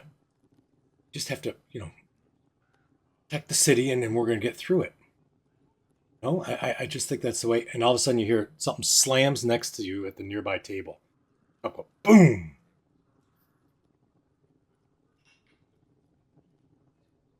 Turn to look at it. See, the man that's sitting over the other side has a clenched fist that's twitching against the wooden surface.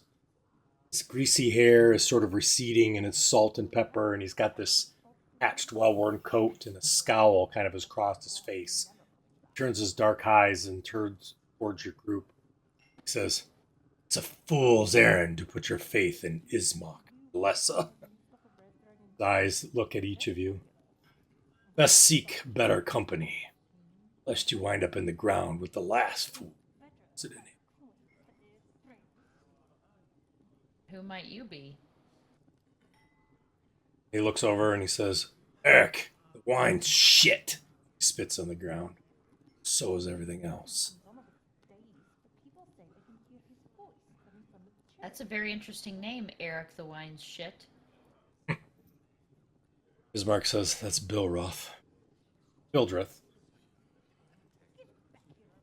Winces, he says, "He's right to hate me.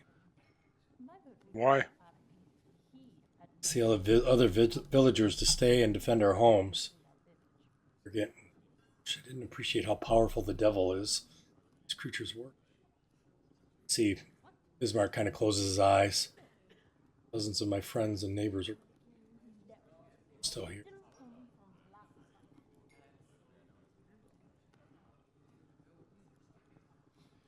Builder says, "You're all fools."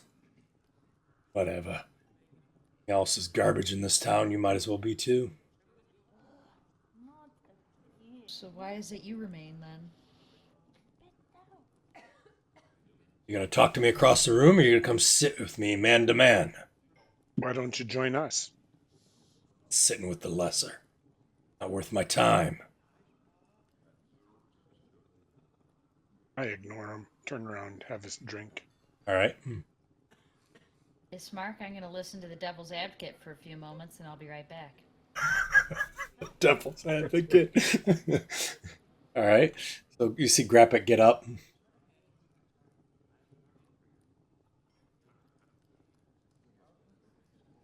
Sit down next to him, and I just take a swig of my ale. All right. So tell me, Eric the Wine is shit. Name's not Eric the Wine is shit. His Eric the Wine is shit.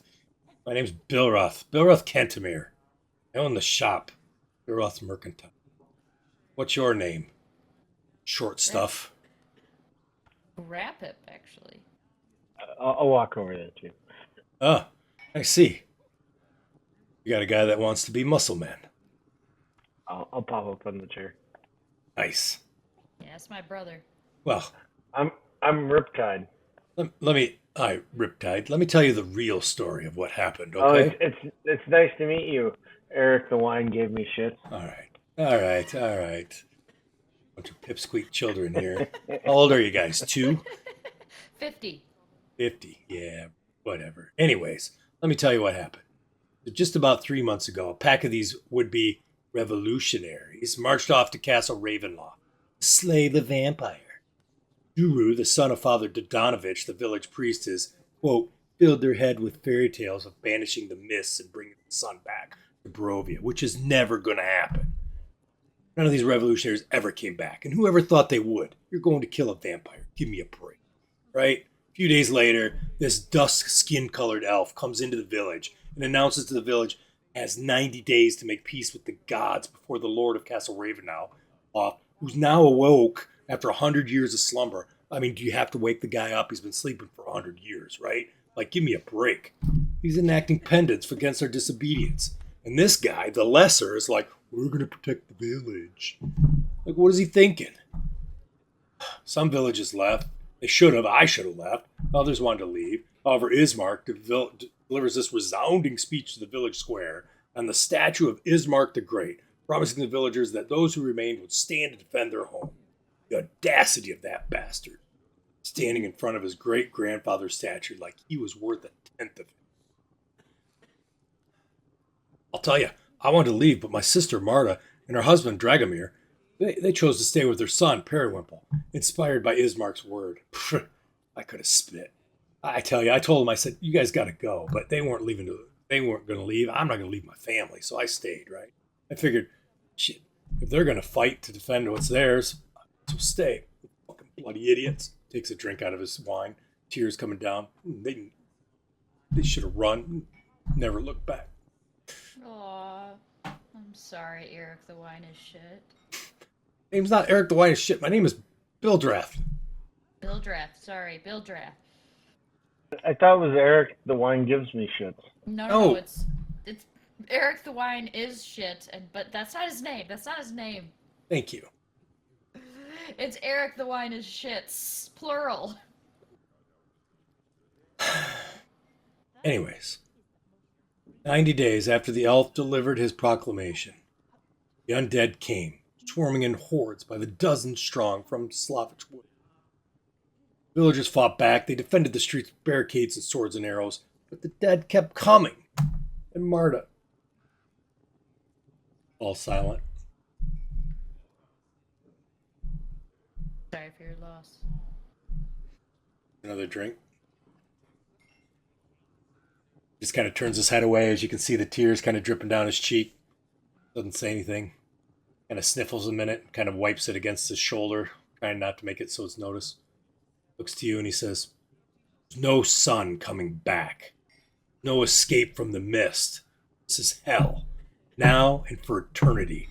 The sooner you accept that, the better off you all be. That's what happened. That's what's going on. Interesting. You say they went to Castle Ravenloft up at, that's that castle on the top of the mountain over there? Yeah, Castle Ravenloft. And then after they went up there as part of this revolution, that's when everything started happening. And there was Yeah. where did this elf go after they gave the message? Went back up to the castle. He works for the vampire or somebody. The vampire, huh? Strahd, haven't you been listening? Yeah.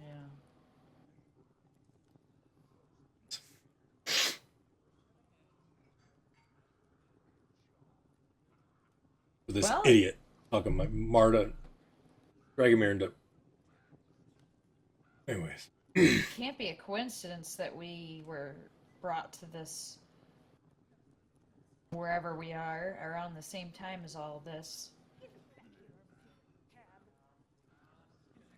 Maybe we can help.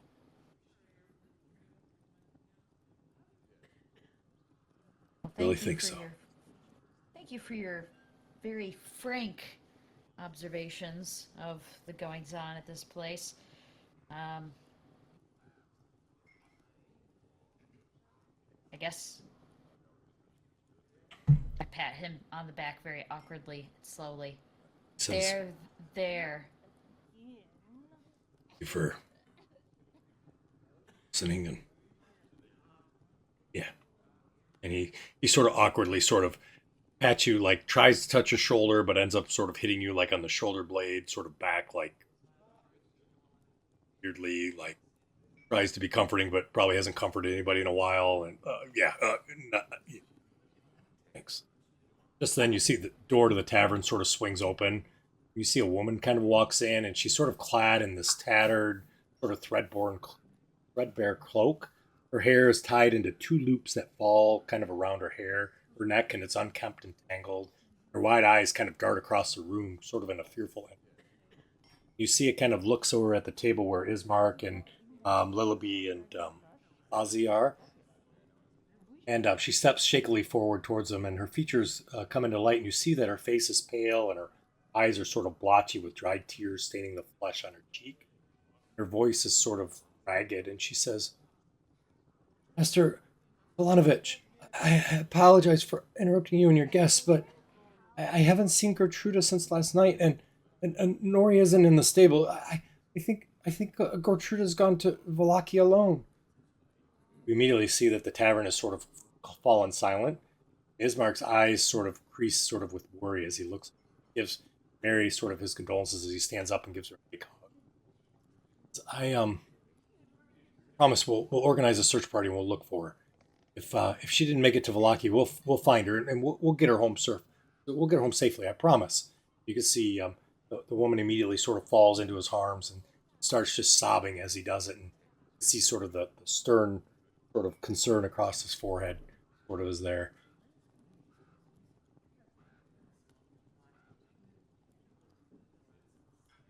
After my awkward farewell with Eric the wine is shit, I'm gonna slowly go back to the table.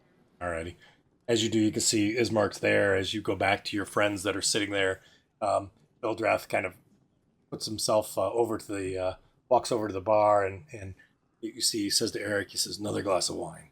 And Eric stops sort of cleaning this glass that he's been cleaning the same glass the whole time. He goes over, he pours a thing of wine, doesn't say anything, and hands it back over to Eric, and then he grabs another glass and just starts cleaning the same glass, staring off with deadpan eyes.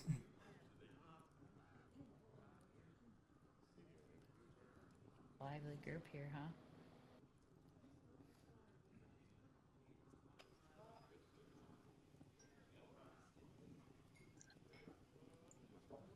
Gertrude.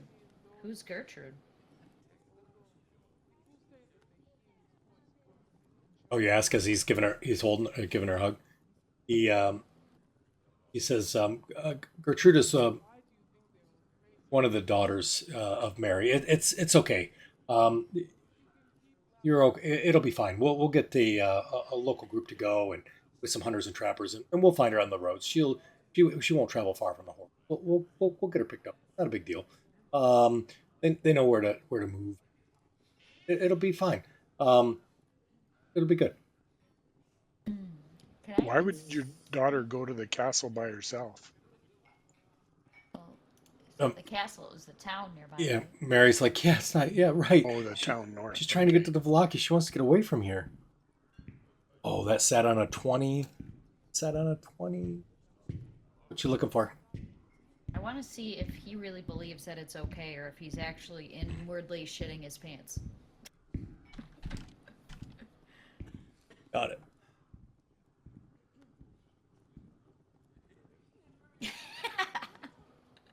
So, you need a little assistance in locating this child? I appreciate you offering, he says to you, Grappa. He says, but the more that accompany them, however, more likely the horde of notice the movements and probably attack. I think it's best if we have a small group that goes. And if you'd like to help, though, I mean, you can use your hands to help with defending the defense tonight. We're going to lose some trackers here that normally would defend the eastern barricade. I'd love to have you there. If you want, just then you hear Bildrath go, more empty promises, Klavanovich. Looks to you guys, he says, have you lot ever seen something so cruel? As he looks at you guys. Have you? What do you mean? Like, no one can survive alone on those roads. He looks over to Mary. The girl's gone, Mary. I'm sorry. Just then, Mary just bursts into tears.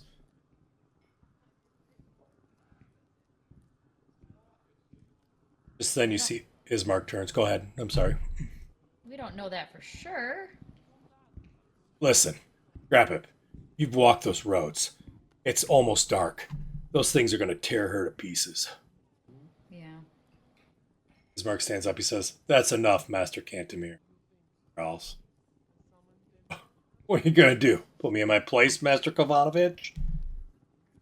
Stop lying to the woman. Are Girl's there good as dead. shelters along the road between here and Wallachia? Shelters? Shelters? No, there's no shelters.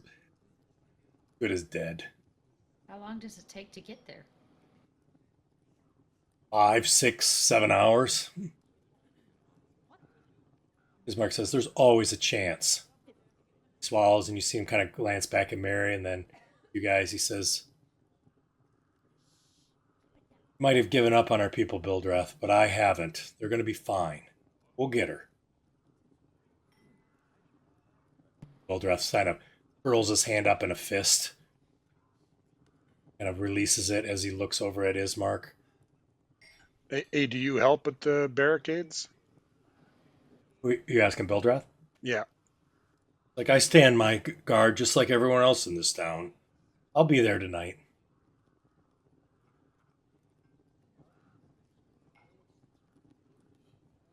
Very well. See you there. He sort of stands up. As he does, he takes the long drink out of his drink. He stands Say, up. hey, Oh, yeah, go ahead. what's he wearing? So Bildreth is wearing, he has a, let's see, patched cloak, well-worn cloak. He has leather armor on underneath as well. What kind of weapon does he have? He has a crossbow and a short sword. I'll say, hey, would you like this? I'll hold up the chainmail shirt. He looks to you and he looks back and he says, what gives? It might be help you protect the wall.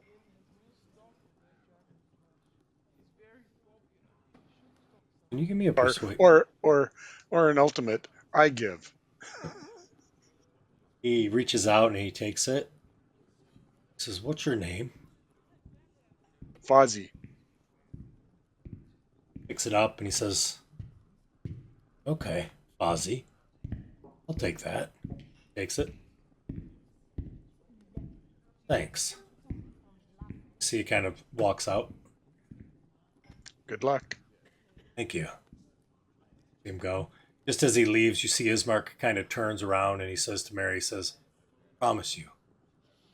His voice sort of cracks. I will do everything I can to see that Gertrude is brought home safely. Just then Mary kind of wipes her eyes and she says, thank you, Ismark. I really appreciate it. And she looks at the players. She says, thank you for offering to go. I really appreciate you offering. I know she'll come. Just then you can see that Mary then kind of goes out as well and walks out the door just a few minutes later. Man, Fozzie, aren't you good at tracking? Would you not be pretty helpful? Yeah, it's a little different rules for the Rangers in this edition. And I don't have the big ability for tracking or finding camping sites. He Not like the old one. Ismark turns back and he says, I'm sorry that I sprung that on you. I was hoping to have a little bit more time to ask, but like it or not, we're kind of all in this together. And fortunately, the sun is making it long on the horizon. I kind of all ended together. More hands are better, and I don't know if I can promise you coin. I don't know if I can promise you that it'll help survive the night, but I'd love for you guys to give us a hand on the wall if you could. I can offer room and board if you'd like at my family's house. No room here. Fortunately, it's full, but by other travelers. But stay with me and my sister and my dad. I can help. Yeah, I'll help.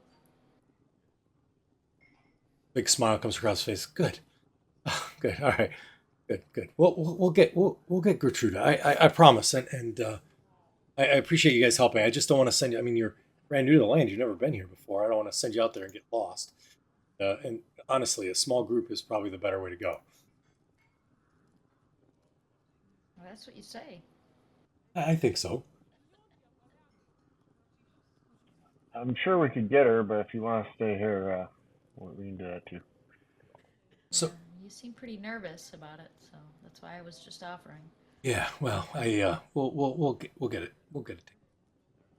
I if I could ask you, if you don't mind, I need to get over to make sure that the defenses are set up for the rest of the night. It's getting late.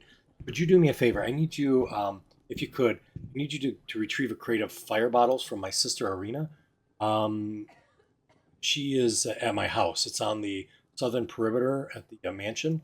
I can point you in the direction. Would you be able to do that and then bring it to me at the eastern gate? Yep. Well, I guess I'm speaking for myself, not for the group as a whole, but I feel like that's doable. Yeah, we can do it. Great. He's like, that sounds good. Do you need to finish your drinks? Finish mine with one fell swoop. Nice. Very good. I stopped drinking when I heard the wine is shit. He's like, he's like, all right. I thought the wine was pretty good.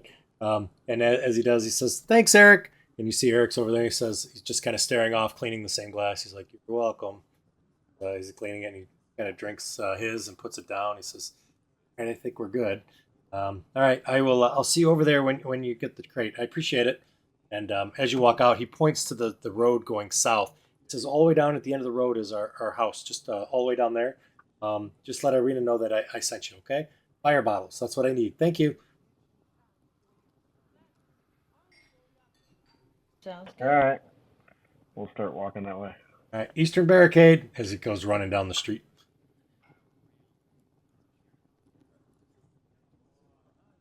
Well, let's head over there and see what.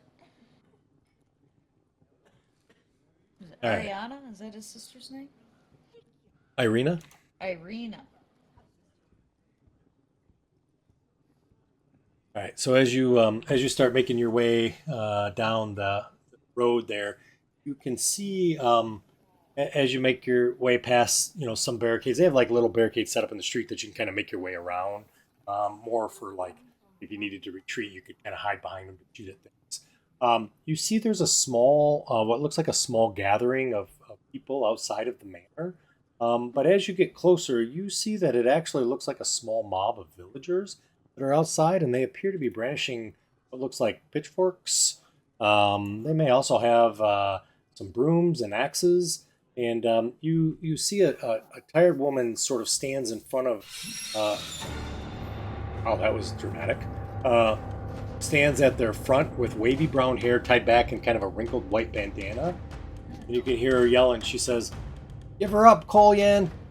Her defenses have held the devil at bay, but they haven't ended the scourge. It's time to take matters in our own hands."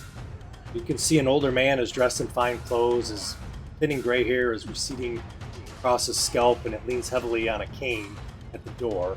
It's got heavy bloodstained bandages wrapped around his stomach, his forehead, and his left knee. Beside him stands a young woman with long red hair, steel breastplate over a long-sleeved gray tunic. Her face is ashen and tense. A rapier hangs in a sheath at her side, the right hand hovering over its glinted hilt. "Go home, Alenka," the man booms. "The rest of you as well. For as long as I am the Burgomaster, I will not permit this madness."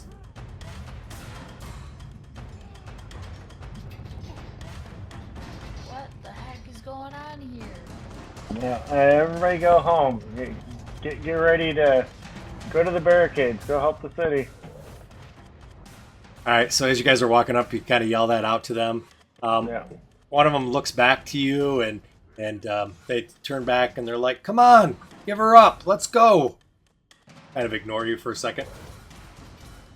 Hey, you! I told you, get back to the barricades. Go help the city. Go help defend the city. One of them says, "Who are you?" Tide, Riptide, and I flex. Riptide. Okay, alrighty. Okay. Hi, Riptide. How about a persuade? Are you trying to persuade them or intimidate them? Let me look at my skills. They all suck. I will try and persuasion. All right, gotcha. I like it. Let's do a persuasion.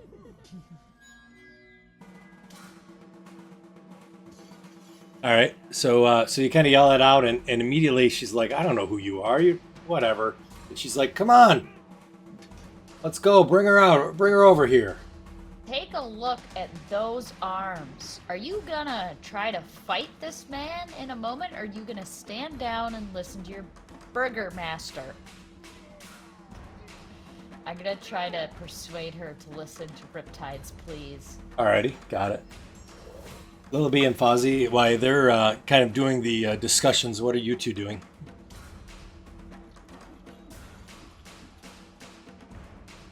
What is the intent of this crowd? They want to lynch somebody? So it sounds like they're yelling at the older man to give up somebody, and there's a young lady that's standing next to her. I'm going to ask them, why do they want her? Okay. As you do, the lady that's yelling, Alenka, she kind of looks to you and she says, "Because 2 nights ago, my my husband, he disappeared, as well as my son, into the night during the siege. Their bodies were never found, and the reason is because the devil Strahd wants her. That's why. So just give her up, send her over to him, then we'll be done with it." I thought this was happening because of him being awoken by a bunch of revolutionaries. We just need to sacrifice somebody to the devil Strahd. That's all he wants. And her blood might win the favor. How can we do it otherwise? Your Colin says, "You're being a fool. Nobody is going to appease them by doing that. You're just grasping for answers. And we are Barovians. We're not going to turn on our own." Whatever. True Barovians. Come on. She's not one of us. As she points to her. I instruct Bear to stand in front of her and protect her. Okay. You see Bear kind of lumbers up in front of him, and you can see Bear takes a stance. As it does, you can see the lady with the red hair sort of puts her hand immediately on the rapier and just sort of slides it a little bit as Bear comes closer, and then sort of slides it back as it slides in. You can hear the crowd say, "What's going on? Oh, wait a minute. Who are you guys?"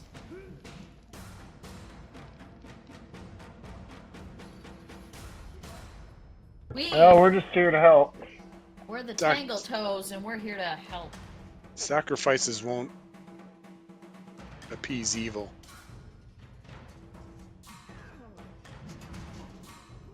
What he said.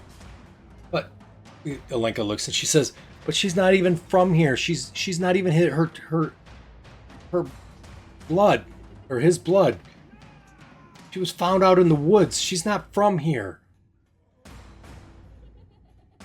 And neither am I.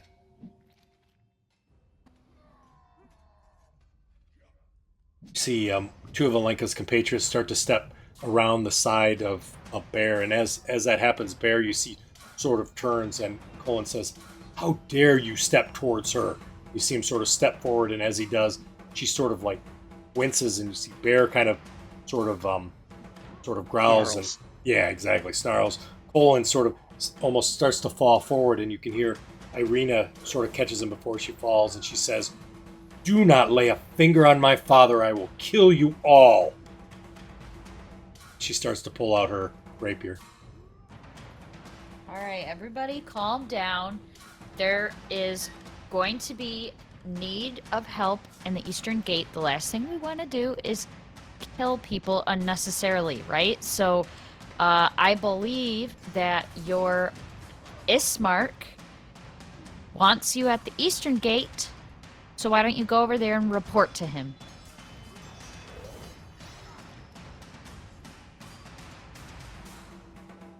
You can see that they're kind of all on edge, and they look to you, and Lenka says, "We still have a little bit of time. They just need to give her to us, and we will go. And we will go to the gate and give her to Strahd. That's all that has to happen. Nobody has to get hurt but her." You hear Colin say, they're just confused. They're Barovians, but they just please don't hurt them.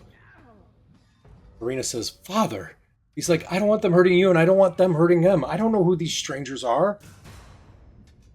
Oh, Irina, yeah, we're here to get a crate of fire bombs for the eastern wall.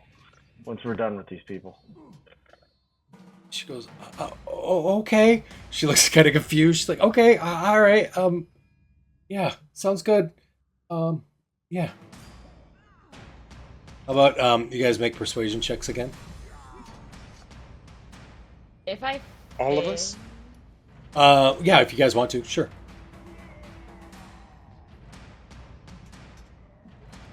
Didn't fail.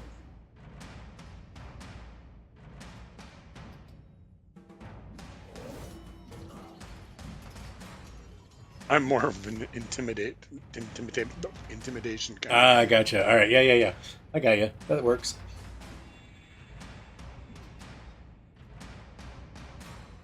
As you guys are all there, Alenka kind of looks and she says, I'm going to tell you, Kolyan, Anton, Desdralda are not going to be forgotten, and you will find them. She turns back to the crowd. She says, today is not the day, but if they don't stop attacking by tomorrow night, we are coming back and we are taking her. She points to Irina. You are going to be going to Strahd. Come on, folks. You see the crowd starts to disperse. How do you Yeah. know Yeah. that the Strahd wants her? Like, oh, come on. Everyone else here is Barovians except for you and her. That's why they want her. Maybe Strahd wants a Barovian. Why don't you volunteer yourself? He doesn't want me. He wants her. He always wants someone like her. It's in the history. It's in the history. He always wants someone like her. What does this Alinka look like? Alenka? Yeah. Yeah, so Alenka has sort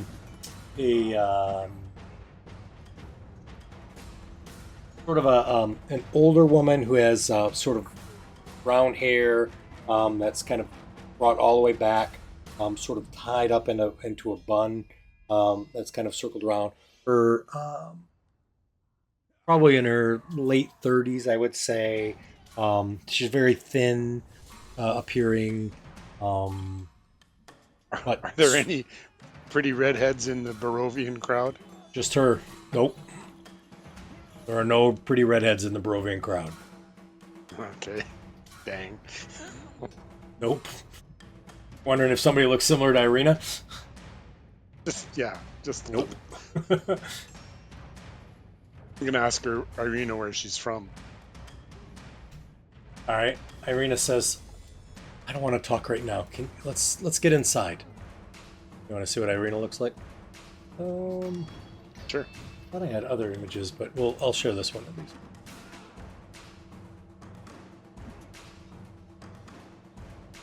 So she's a badass. She is a badass.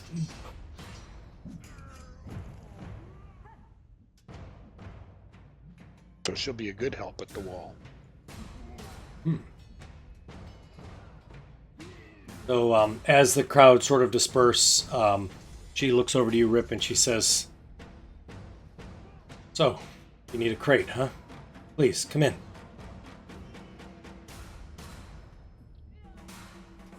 Thank you, by the way. Appreciate it. Oops. What's your names? Bear's gonna stand guard at the door. Okay, sounds good. I'm Fozzie. Ozzy, nice to meet you. Grab it. Grab it. It's a pleasure. Riptide. Hi, Rip. Pleasure. I'm Lillaby. Hi, Lillaby. I smiles. Sorry about that. Haven't seen you before, so must be all new to town, I assume. Yeah. You said you met my brother, is that right, Ismark? Yeah. He's your brother? Of sorts. Colleen says, yes, he's your brother. Yeah, my brother. Colleen says, he's a good kid.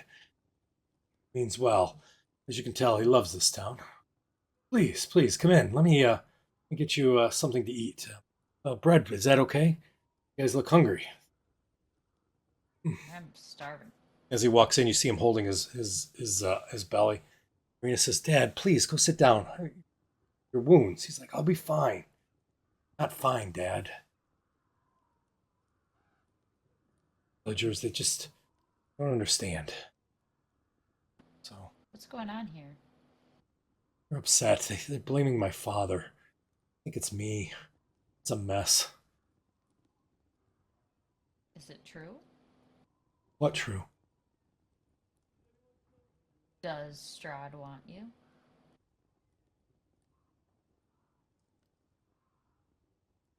Baru awoken him. All those people that went up to the village. Strahd wants something. I think it's me. Where are you from if they say you're not from here? I don't know where I'm from. My dad told me he found me in the woods. He said I was wandering. I don't know where I came from. All I've known is Barovia. This seems All to I've known is happen my a long, father. is this a long time ago, or is this recent? No, I've lived here for all my life that I know of. Father is a caring man. He, So you were a child when he found you? yeah, was. Was. It's, it's as queer to me as it is to you. It just doesn't make any sense to me. I don't remember anything. I about the age of 5 when I was found by my father, and it's strange to me, especially in such a harsh world like this, how I would survive my own. But I did. Father found me and brought me here, and taken care of me ever since. His Mark is a great brother. He's so good to me, and times were different. He'd be here, sort of picking on me at times, but yeah, it's good. And Alenka is she's a good woman. She's just stricken with grief. Grief. Lost Lost her. your husband and son, right? Yeah, 2 nights ago they got lost in the middle of the night. Couldn't find the bodies. So devastating when you can't find the bodies. You don't know if they're going to come back and attack the wall 2 or 3 nights from now, right? Just don't know. How disturbing is that if you're on the wall fighting your dead kin? Can't imagine. No. Has that happened? Oh, sure. Yes, it has. Barovia is a strange land. People that die here times die. Ugh. Well, we did Wait, get sent here to pick up a crate full of, is it alchemist fire or something like that? For the eastern barricade for tonight. you manning the wall tonight, the barricade? Yeah. Yes. Staying home with my father. He's too ill. He's been manning it the last couple nights, but got wounded last night. I had to protect him. But please, I have I don't have much, but you're gonna need some food tonight. I have a stew of turnips and rabbit meat. It's not much. It'll just take you a few minutes. Hang on 1 second. And it goes over, and you can see that she walks into the kitchen, and you can see the pantry has hardly nothing in it. Um, she opens well, there's a pot there, and she gets a few bowls and spoons in some soup in there, and you guys are in the other room as you're there, and spoons it in, and she yells, Colleen, father, please come eat. How did you get wounded, sir? As he walks in, he says, so fighting the western barricade last night. Had a breakthrough on the southern side of it. They broke through the wood. I was fighting them back, zombies. Cut one of the arms off, and then came through and scratched my belly. Just kept going, even though dismembered. Oh Friend was gosh. trying to repair the wall, and anyways, arm was finally defeated, but got a good piece of me. So back here and been healing since. Hell of a fight.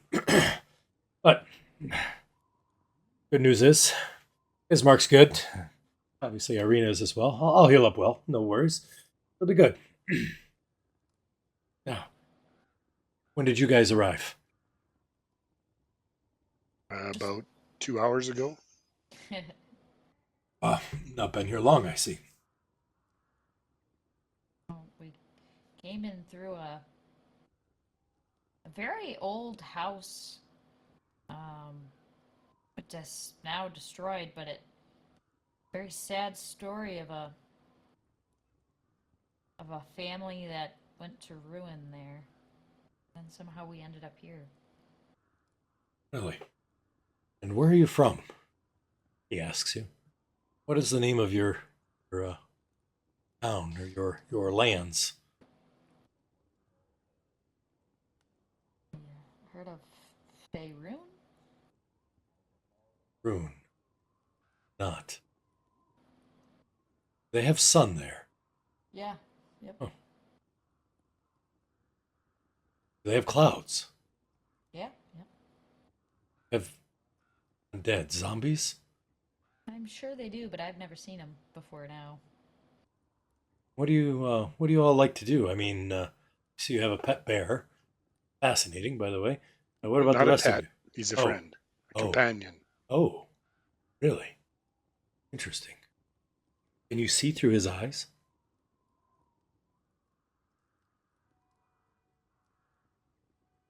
I don't think so. I haven't tried that yet. Does he whisper things to you? Well, we can commune, sort of. What about the rest of you? Do the rest of you have opinions?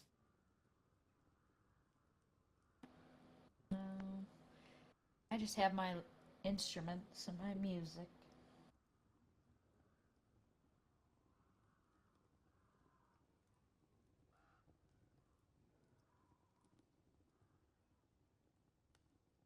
Drink some of the soup. I see.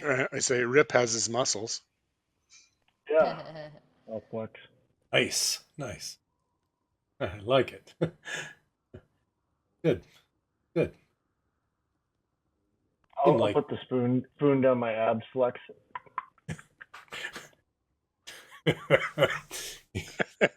he laughs and he holds his belly as he does the wound. Oh, don't make me laugh. That's a nice trick. See, Irina sort of smiles as he does it, and she looks over and she says, "Is it Lillaby, right? Yes, yes. I see you have a pouch. You are you a medicine person? You heal? I do. Occasionally I do. Anything in there that may help my father?"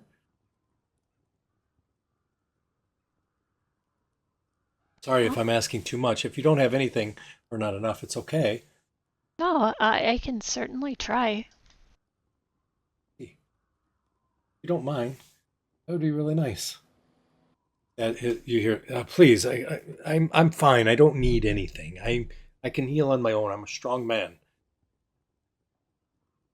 Good blood in me, and my father was a great warrior. He could self heal himself. I'll be okay. Please don't waste it on me. Save your stuff. We'll probably need it for later, in the future. Not tonight, obviously. I'm okay. Perhaps sort of puts his hand on Irina's arm. I'll be fine. Kind of smiles. Okay. Looks at him worriedly. Okay.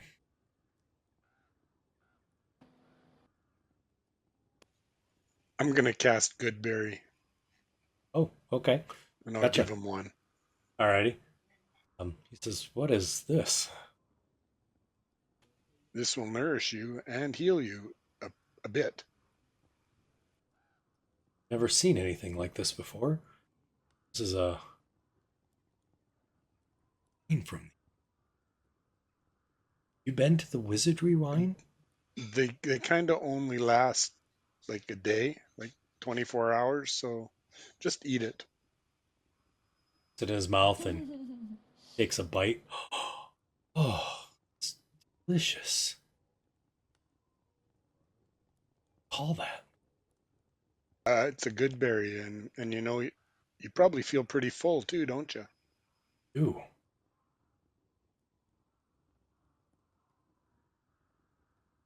Oh, it says, "Hmm, I'll be right back." He sort of pushes himself from the table and he gets up and he starts to walk and you see him kind of walk out. And the building's a two-story building and you can hear him sort of walk up the steps. And Marina kind of sits back and she takes a little bit of her soup and she looks to you and she says, "What questions do you?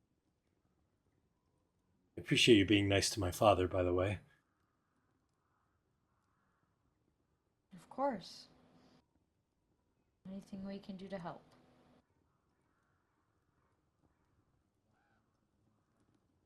Why are people mean to him? Yeah, There was definitely a is. mob out front of their house when we showed up, so Yeah. Well, I mean, I think they were mostly angry because of your presence, not necessarily his. Problem is that the Burgomaster and there were promises made from the Burgomaster's son. Ah, I see. And it's tough. People blame Ismark. They feel that they were led astray. Fantasies of heroism and valor, and of course now they call him Ismark the Lesser, right? They mock him and they mock his ancestry, and of course they blame his father and his father's soul. She starts to tear up, and nobody feels more guilty or ashamed than Ismark himself about this. And his father tries to be strong for him, but I deep down his dad is so hurt. And I will tell you, Ismark is a good man, and he's is a really good man, and he did the right thing. And anyways, so they're just upset, and I don't blame them, right? I don't blame them. You'd be upset, wouldn't you? I would. Yeah. So.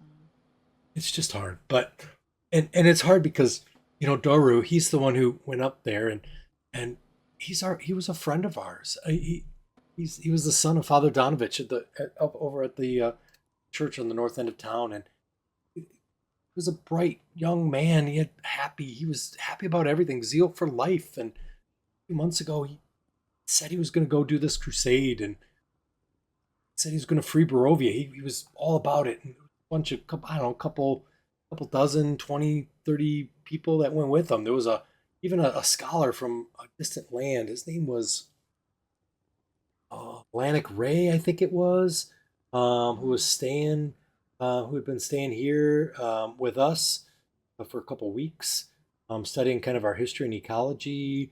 I don't remember a lot about him. I didn't really talk to him a whole lot, but he was just kind of curious. He was kind of intense, to be honest. He would take long walks into the woods, and he had a pet monkey, believe it or not. Kind of weird, sort of like, no offense, but a pet bear. I mean, not a pet bear, a companion. A little weird, but I do remember he had a furious argument with Doru at one point, which kind of confused me because he then accompanied Doru to the castle. I don't know what that was all about. Kind of weird, but yeah. Anyways, Atlantic Ray was his name, and just weird. He had a pet monkey, but he used to go in the woods a lot, and it's kind of weird.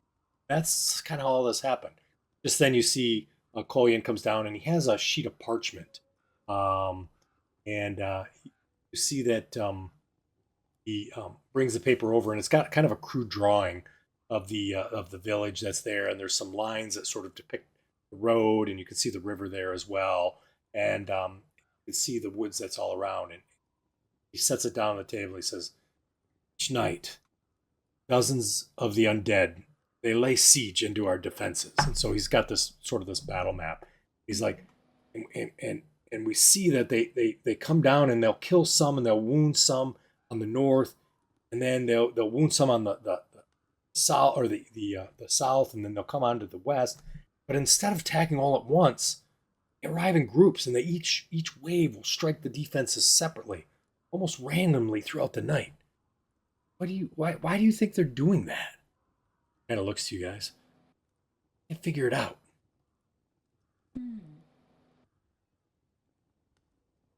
Riptide, you're well versed in battle.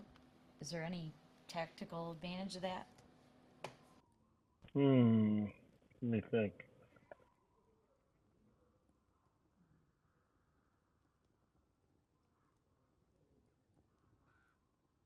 What skill check would that be? Warfare. I'll do history. Okay. Or insight. I'll do insight.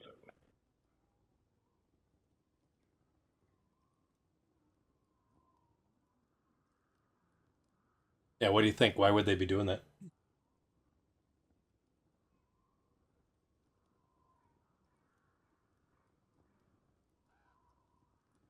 Oh,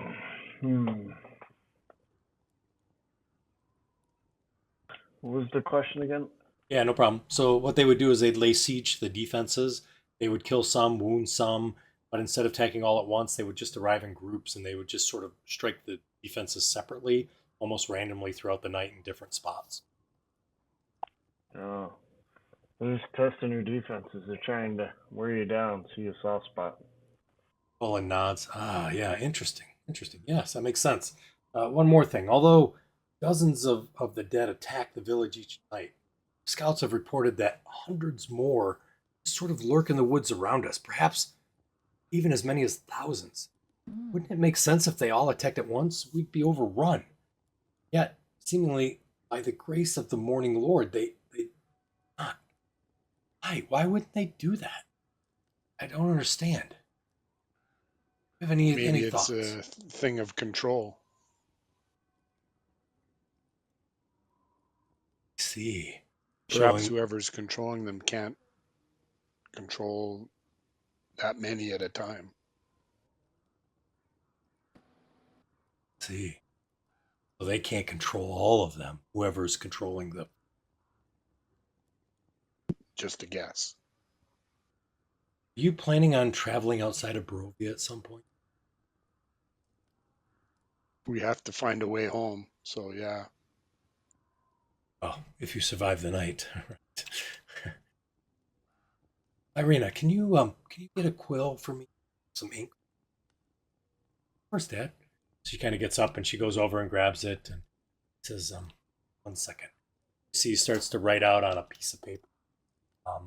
I have something for you. As he continues to write it out, see Irina kind of says, needed a box. Yeah. She looks over to Riptide. I'll be right back. And as you see him kind of writing out this letter of sorts, he says, hey, when you leave here, and if you end up in another settlement, not maybe Valaki or Kresk west, you take this letter of an introduction of sorts, and it should help, at least maybe give you an introduction, something maybe to help welcome you to the town. He finishes the letter and signs it, sends it over to you in your way, and shows it to you. And he says, "Going to says, Irina, please, I need my sigil, please, and the wax in the envelope." She says, "Of course." And he goes over and he folds the letter and puts it in the envelope and seals it with the wax sigil that he has. And you can tell that Burgomaster Barovia, which is a long sword before the rising sun, says, "Hey, I cannot promise that the letter will be obeyed, and it's been years since I've traveled anywhere else other than here, but at least it should maybe open ears to anyone that you approach. Maybe Baron Vargas Valakia, or maybe even Lady Fiona Wachner of Valakia, or the Burgomaster Dmitry Kreskov, or of Kresk. Maybe one of them will at least open their eyes to this and for you to help out. So, potentially, right? Those are all very potentially helpful options. Yeah, yeah, I agree. So please, I offer that to you, and hopefully it will help for you. I appreciate what you've done for my daughter tonight, and for me too. Doesn't seem like your daughter's going to be safe here past tonight. You see, Irina's there. He says, "Ah, they're just upset. It'll be fine." Irina says, "Yes, of course, it'll be fine." You see that he doesn't look quite so convincing. Um, she Irina says, "Rip, could you come with me? I have the crate upstairs. I don't think I can bring it down by myself. Could you help me?" Sure. So as it goes up, she says, "Oh, by the way, we have two guest bedrooms for the morning. So if you'd like, you're more than welcome to stay here for you all." As she's kind of walking up the stairs, I'm sorry, there's only two, but there's two beds each inside. So would that be okay? Yeah. Okay. I don't know how much sleep you'll be able to get or when, but if anything, it provides you a quiet place to rest as you kind of make your way up. Um, Rip, she says, this is one of the rooms here, and she kind of shows you, and she shows you the other room. This is the other room here too, and as you can see, there's two beds there. There's a nightstand, and she says, "Oh, this is the room where the Blinka had stayed." When she did, she says, "Oh, yeah," and she walks in and she says, "Here's the crate that we had too of the fire bottles." Um, as she does, you see there's two pieces of paper that are sitting on the nightstand there.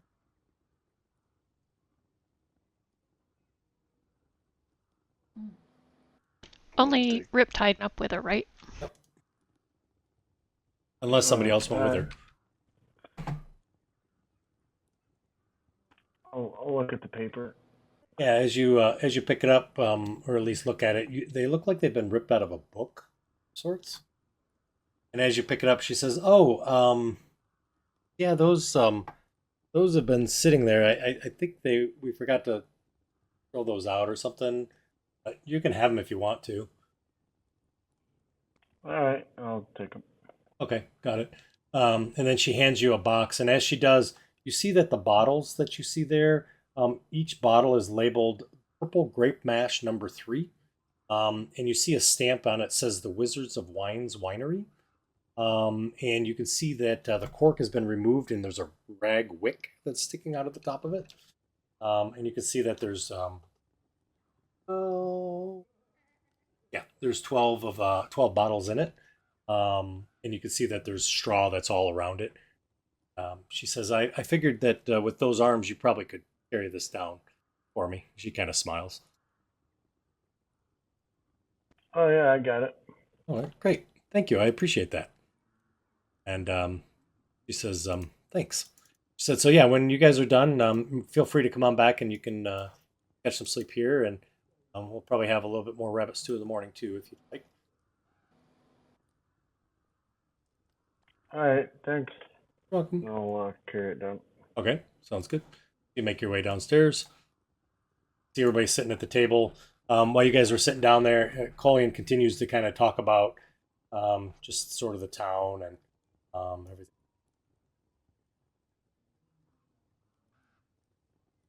Well, Hopefully we can help figure out what's going on here in the town, but for now, let's focus on surviving the night.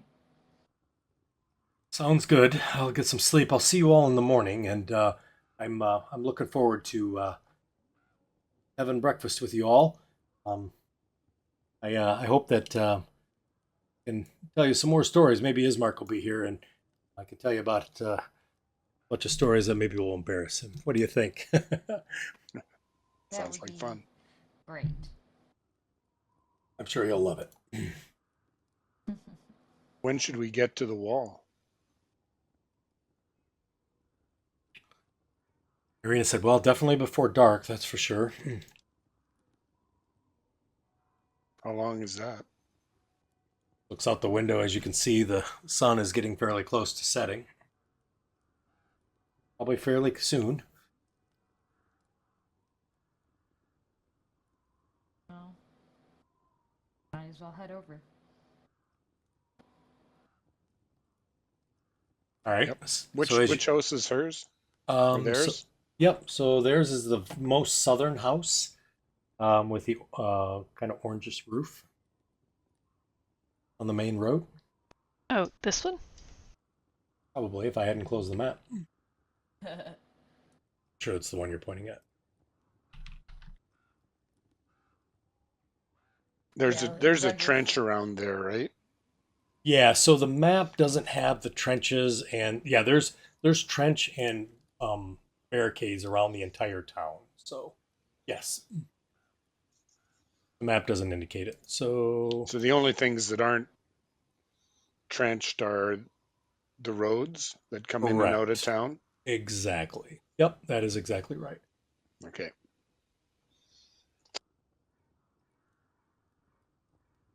Excuse me. Is the whole graveyard part of the town? Or is it? Yes. Okay. Yep, it is blocked off as well. Okay. Oh, All right. So as you guys go out, you see Irina kind of goes to the door as well. You hear Kolyan kind of starts to make his way upstairs, and he says, "Irina, I'll be upstairs getting ready for bed. Change my bandages." She says, "Okay, I'll be right up there to help you." As he goes up, she kind of walks through the door and she says, "Thank you again. My dad would have protected me to death, and I appreciate you stepping in. of course. Be safe out there tonight. See you in the morning." Yeah. You too. Be fine. Safe in my house. You guys are protecting us at the wall. Doesn't seem like this house is very secure, though. Do you guys have undead that come here? Come down the roads at the barricades. The walls are fine. Okay. Be good. Smiles. Don't worry. Well, we'll help survive the night, and maybe see if we can't do a little investigation to see if we can't get this undead horde to disperse at the very least. Be good. Looking forward to it.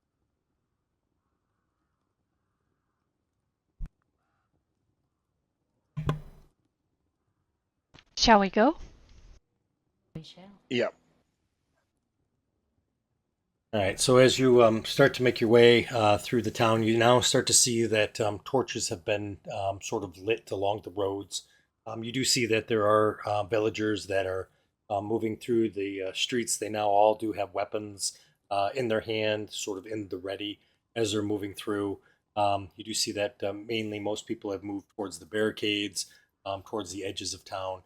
You make your way up and around and through as you're moving, unless you want to do something else, let me know. No. Yeah. I mean, I was intending on bringing the supplies to the eastern barricade.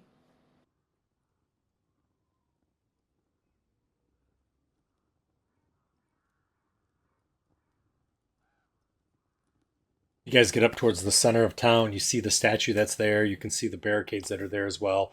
You see that the middle of town still has the tents. Obviously, there's the infirm that are there, the people that have been displaced, that are sort of in the tents and whatnot. sort of in the center of town. As you guys make your turn around, starting heading towards the east. You now don't see the raven. Clearly, that's not there as you're making your.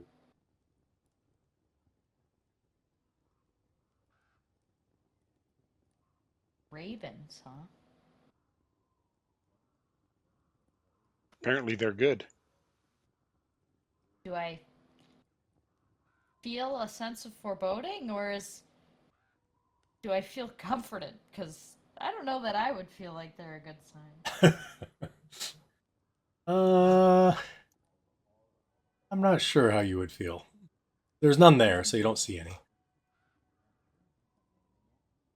I don't know.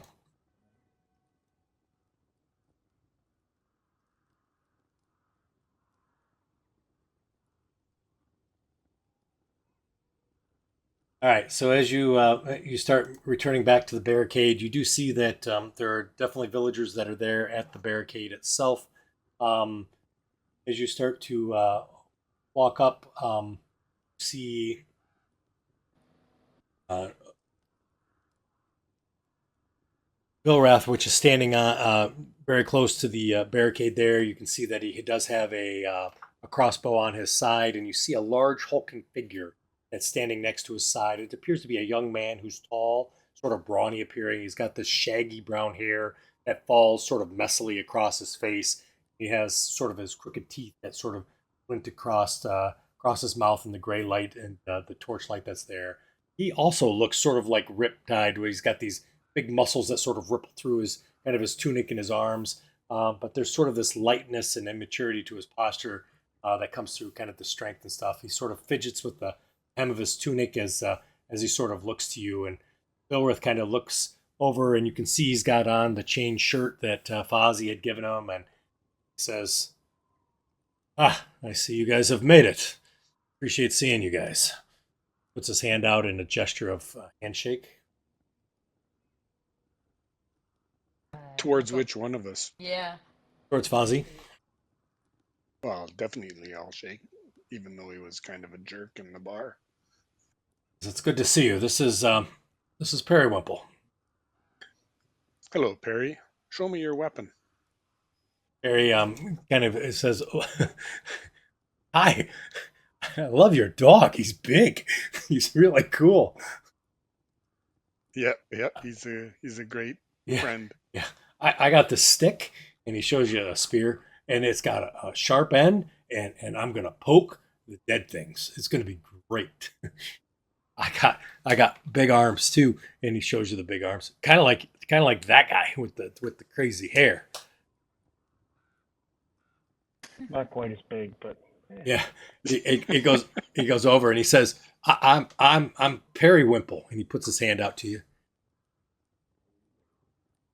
Rip. I'm good. He goes to go shake your hand. You shake hands. Yeah. He pulls his hand back and puts it through his hair. Too slow. You're too slow. As he flexes as he does it. Oh yeah. All right. So, all right. So Uncle Bill, I'm gonna be down here. I'm gonna be poking through the barricade, right? Bill's like, "Yeah, I'm gonna be up top and be shooting with the crossbow." Okay.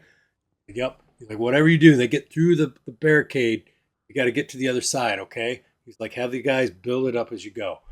Roth looks. He says, "You guys know what you're doing? Where are you going to be at? You got archers? Any Yeah, I'm an longbowmen? archer. All right, up on the roof or up on the barricade. Okay. How about the rest of you? What are you all good at?" Slapping. Okay. All right. Well, that's up to you where you want to be. You can either be on top of the barricade, sort of swinging down at them if you want to, or if they're reaching through the barricade, if they break through, you can kind of slap at them there.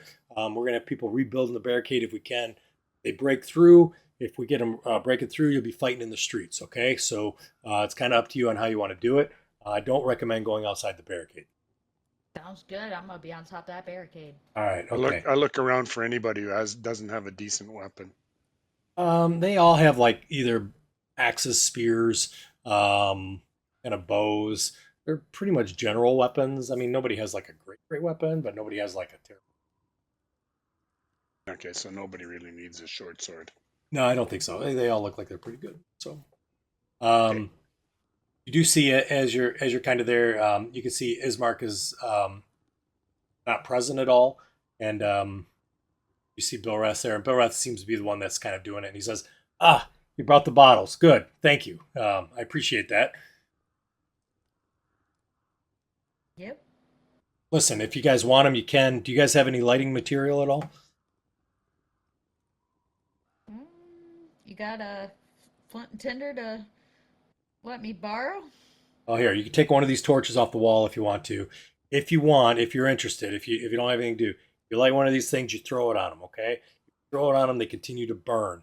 All right, but you gotta hit them with it. All right, it doesn't splash all over. You gotta hit it on them. If you hit it on them, it'll continue to burn them. They'll burn for a while. Okay, so you could do that. We only got 12 bottles, but feel free. They'll be right here. If you don't want to do that, you want to do something else, you can do that too.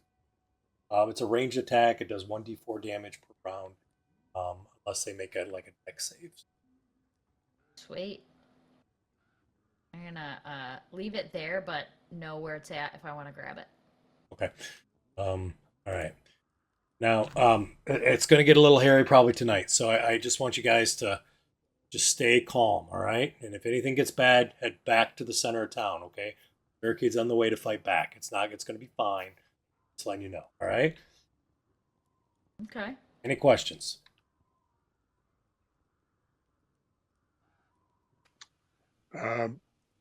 Beryl will just stand behind the wall, and if it ever gets breached, he'll go through with Perry. Okay.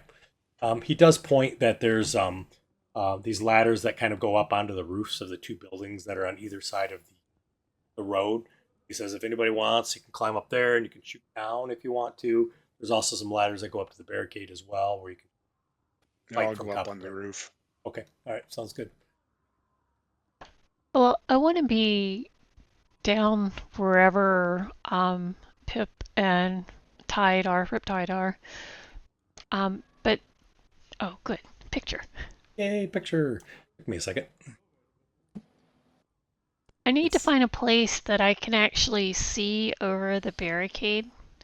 Yeah, so if you can see the barricade, there's this wooden platform that Pip is or Perry Wimple is on. Do you see that? Yeah, you can stand up there, and it's three-quarters cover on top, and you can stab down or shoot down on it.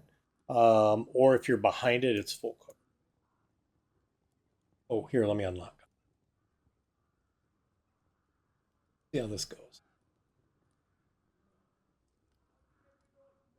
The other thing is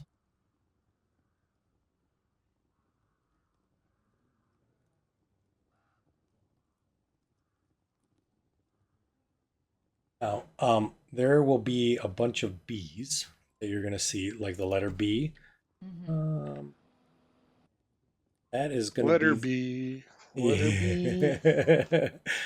that is going to be the strength of the barricade. So you will be able to tell whether they are able to break through the barricade. I'll grab one of the like flame, like the Take a Molotov second. cocktails or whatever they Oh, are. okay, yeah, sure. I'll grab one. Let me put it into the identify party sheet. Oh,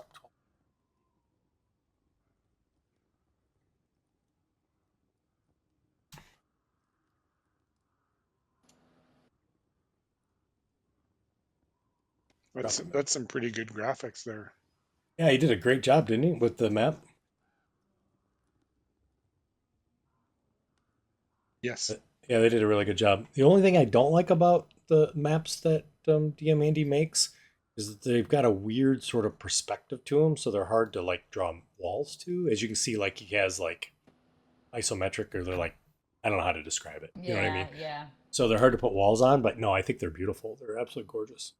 Yeah, really, really pretty. So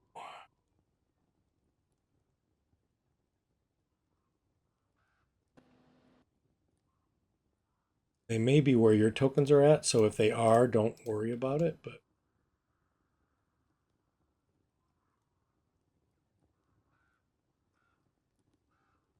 that's just so I can know where the barricade. Okay. All right. Yeah, and you can be sort of off of it too if you want.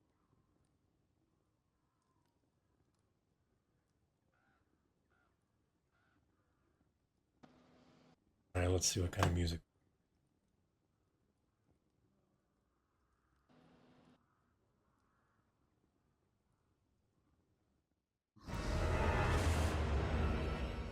All right, as the last shades of light fade from the sky and eerie silence descends upon the village, you feel a chill wind kind of whispers through the street, carries a faint scent of decay as the leaves from the Slavic wood rustles in the distance. You then hear a blood-curdling howl that pierces the night, followed by a second, then a third, then a cacophony of inhuman shrieks and groans moan louder and louder, echoing through the basin in all directions in a distant forest that seems to come alive. Just then you can see Bildroth's face kind of grows grim, kind of grips the crossbow tightly, and he says, "Begins," he says, as he looks and he cocks it. You see Periwinkle nods his head and he says, "Got this, it's gonna be fine. No problem." So it is a moonless night. There are torches. You all have dark vision, so and should be good. So not long afterwards, you start to see that there are about 5 figures that start to shamble towards the barricade. You see the whites of their eyes are glinting in the torchlight. Their low, guttural moans echo throughout the night. Rotting arms are outstretched towards you. I'll have you all roll for initiative.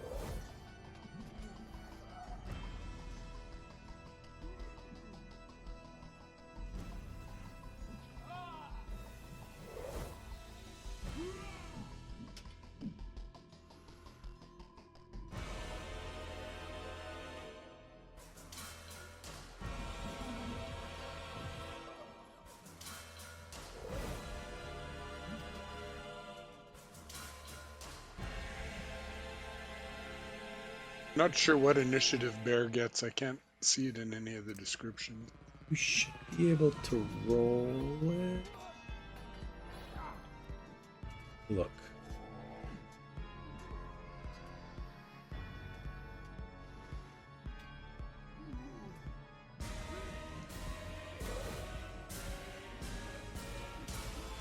I think you just roll it.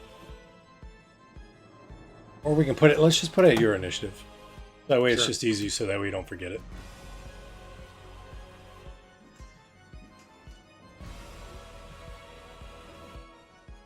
It's my turn. They're way out there. Yeah. 140.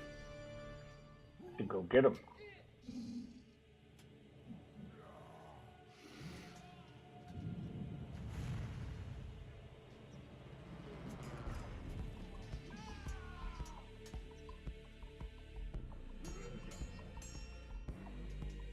I don't have anything to do anything.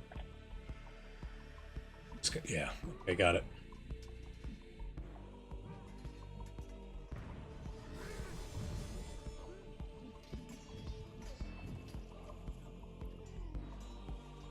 You see they immediately just start running towards the... Wow, did I not take it off? I don't think so. Apparently not. me take That's it funny. out. Thank you. There you I like it though. I'm glad it works. go.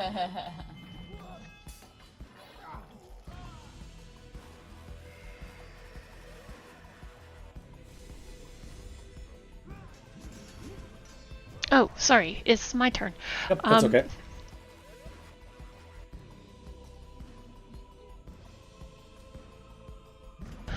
Alright, well, I guess what I'll do is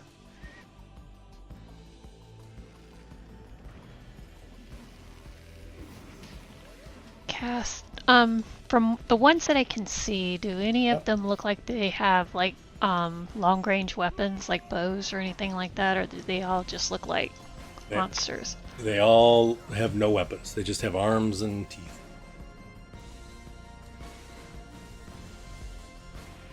In that case, I'm going to put cast spike growth Okay, right there sounds in good. front of the Like it.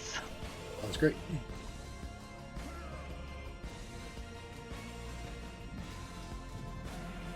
So as you cast spike growth, you can see it, right? Can you see it or no? Nope. Oh, nice. They have to make a. Hang on, They're dumb anyways, so they'll probably be.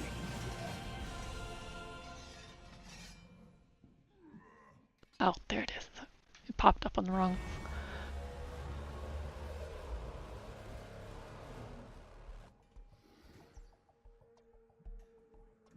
Thank you for sharing. A great one for that spell, huh? Yeah, that's awesome. Ooh, nice shot. As a bonus action, first I put Hunter's Mark on him. Okay, sounds good.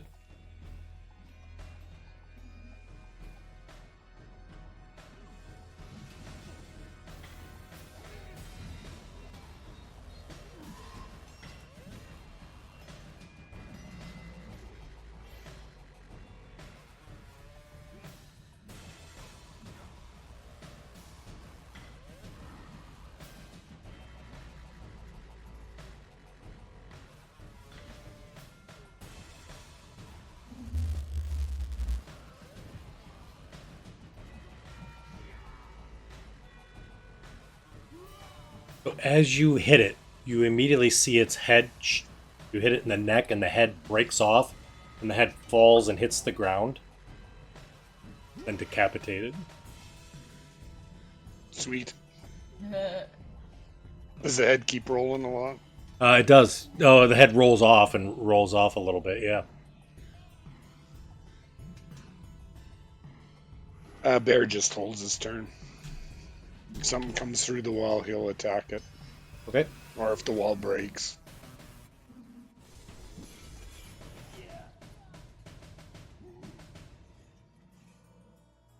Everyone goes, nice shot. Wrap it. I am going to anticipate. This may get a little dicey. And I am going to cast Mirror Image on myself. Okay. Good. I did put it.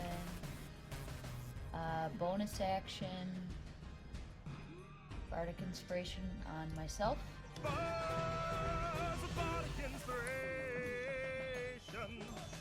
that's my turn. Alrighty. Sounds good. Oops, I forgot to add his weapon on him. All right, I'll get him in a minute. So he's loading up his.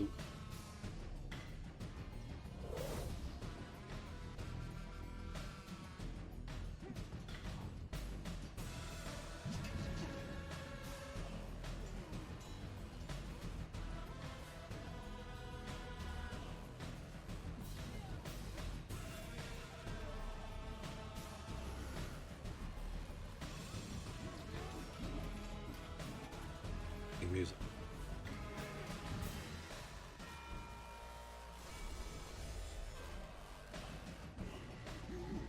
They're coming, Rip. They're coming.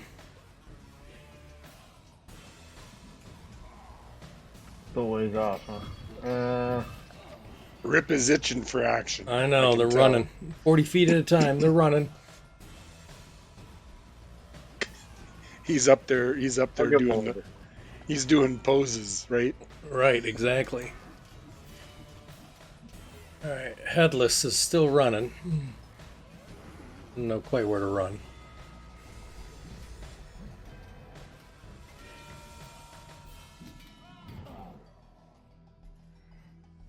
Still a beat.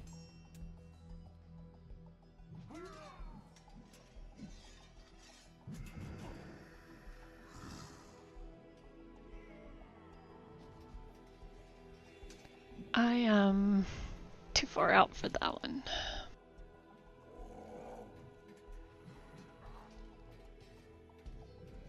Alright, I'm gonna cast Starry Wisp at that one.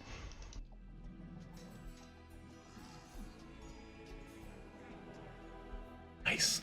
Don't know why it rolled twice. He's blinded. Oh, okay. He has no head. Oh, 1 point. 1 point. One. Love it.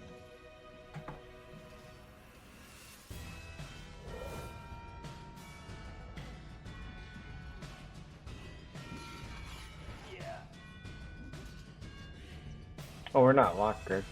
Oh, okay. Sorry, my bad. There we go. Locked. Thanks for reminding me. Ozzy.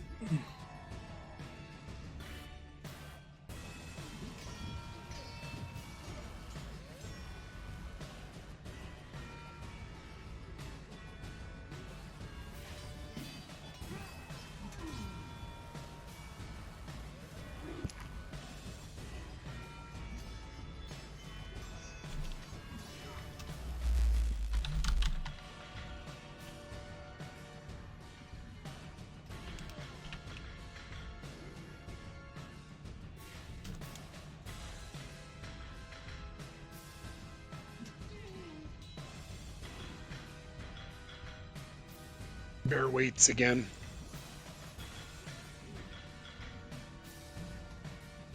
Okay.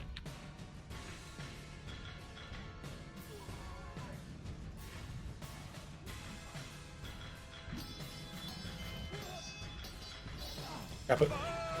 Question. Yeah. If it has no head, can it take psychic damage?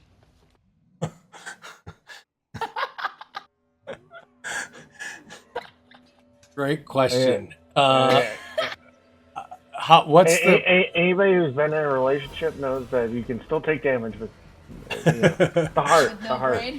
brain? what's the range on your psychic damage?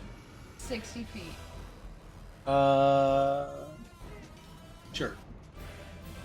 I mean, I am 100% down with holding my action until something with a Alright. head comes within 60 feet. It's all good. I don't mind. I was trying to help you.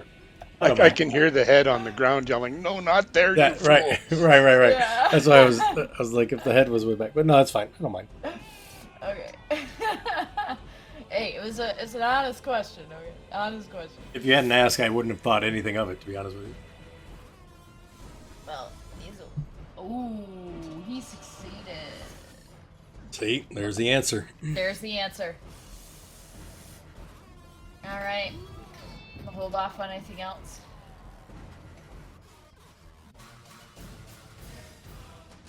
All right, Bildrith is going to shoot at one zombie.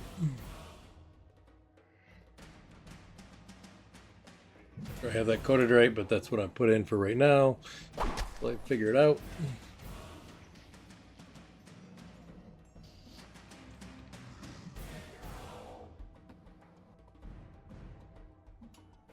I love how the dice told us the answer to that question. Yeah, right? Isn't that funny how that works sometimes? Yeah, yeah.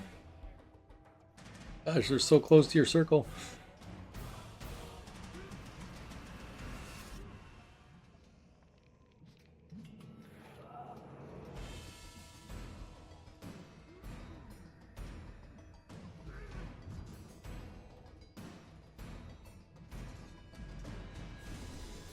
I'm gonna defer to go.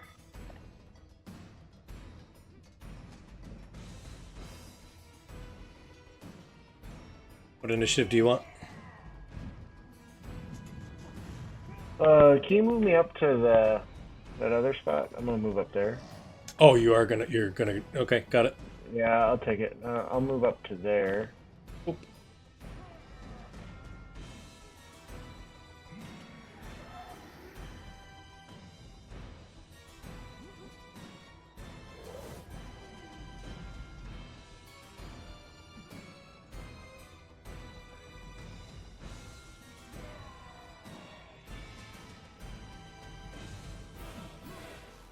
Into there. I'll do my full movement to the area.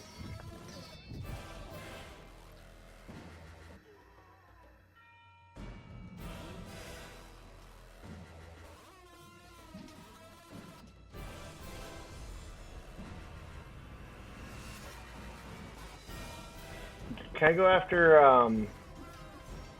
Fozzie and Bear? Sure. Can I like defer my initiative? If I can. Is that a hold action though? I don't know. I'm not sure how it works.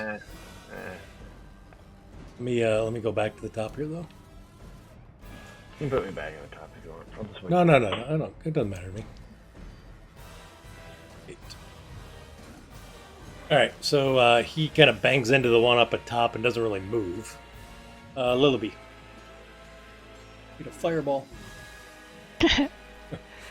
I'm gonna move to where, Yep. over there. Yep. Where Rip was. Or Grappa is, I'm sorry. And as a bonus action, I'm gonna switch into my starry form. Okay. What do I need to do? Nothing. Okay. All it does, I just start glowing a little bit. I shed light in a 10-foot range around me. Alrighty, got it. Nice. So I'm like a glowing beacon, hopefully calling them into, the center of Yeah. my little area. Perfect. But what that does allow me to do is I have a bonus action attack. Perfect. So the first thing I'm going to do is the one right there that I'm targeting. I'm going to not do that because it's too far. So I'm going to do this other thing. Oh, man. Oh. Nice job. Well,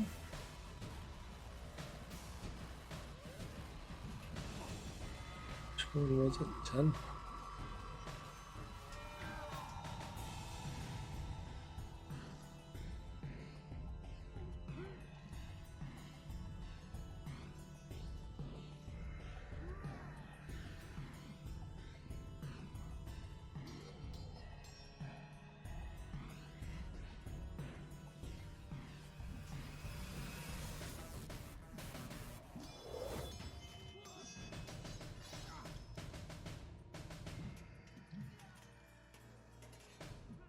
All right.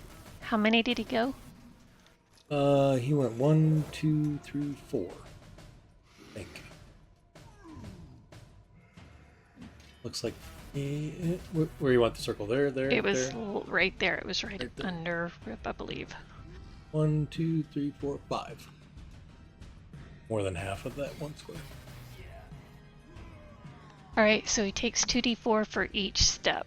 Alrighty. Is it not difficult terrain as well? Since like Oh, it is difficult terrain. You're right. That's right. She's right. It'll be right there. It'll be 3. Took 3. Okay. Yep. Thanks for reminding me. I forgot it was difficult. Is it piercing? It is piercing.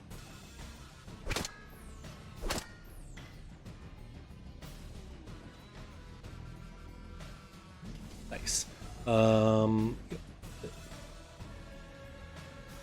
Ozzy.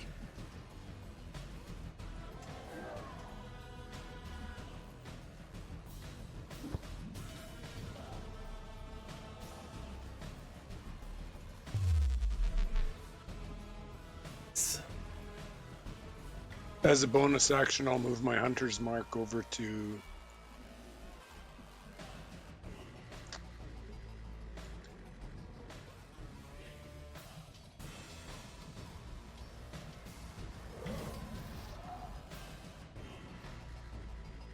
Gotcha. That one.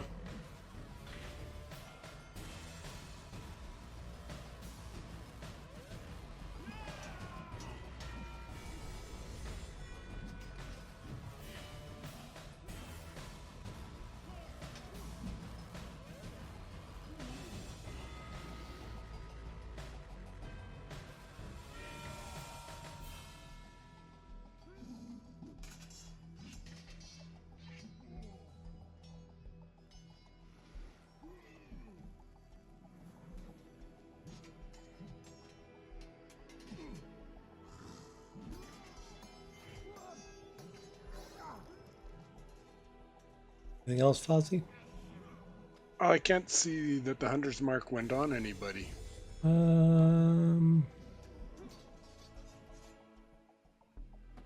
See it either.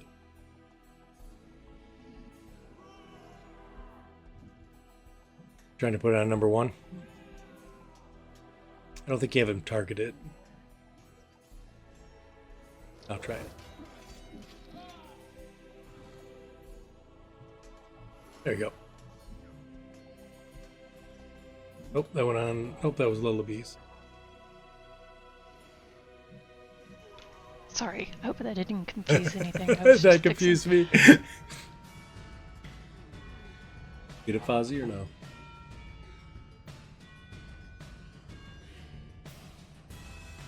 It says I'm targeting Zombie S1, but it's not. Which one are you targeting? I was targeting the one you took off the map, but it never released that. I have you targeting this one. Is that the one you're trying to Okay. target? Yeah, that's the one I'm trying to target, but I put the hunter's mark on it.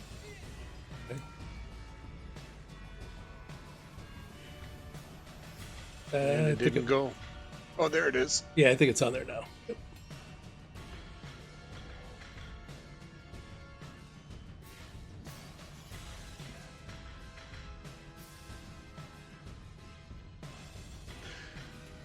Bear will wait. All right, sounds good. Fozzie, or I mean, Riptide. Alright. I guess I'd move out to where I'm at. Okay.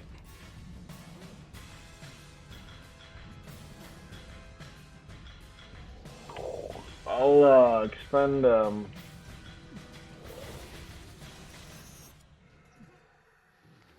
a focus point for elemental attunement.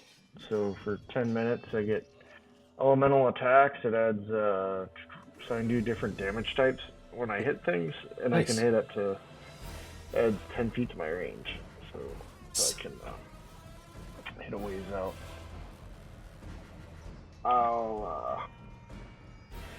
I'll hit this guy here.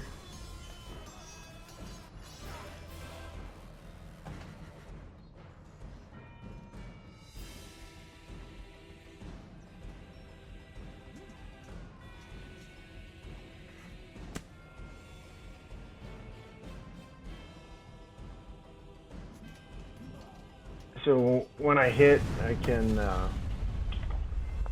make him do a saving throw, and then I can either pull him or push him 10 feet. Oh, nice. So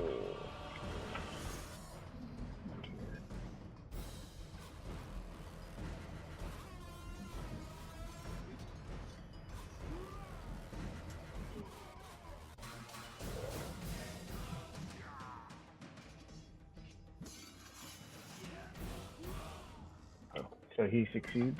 Okay. That's So cool. I'll hit him. I'll hit him. I'll hit him again.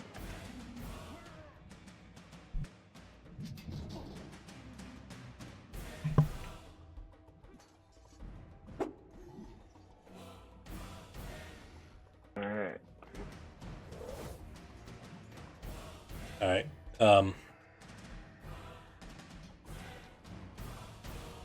Perry, standing on the wall, goes, Ripper, Ripper! There's stuff in the woods. There's stuff in the woods.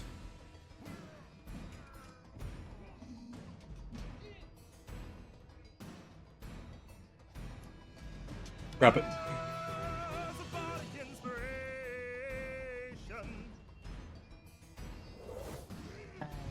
will go ahead and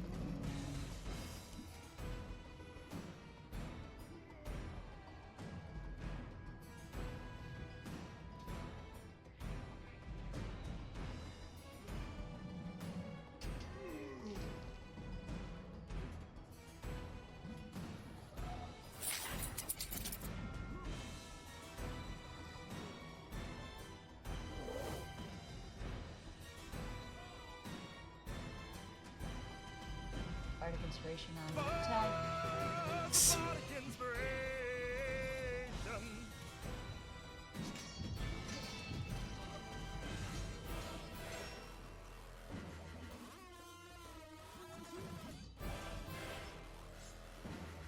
And that's my turn. Alrighty.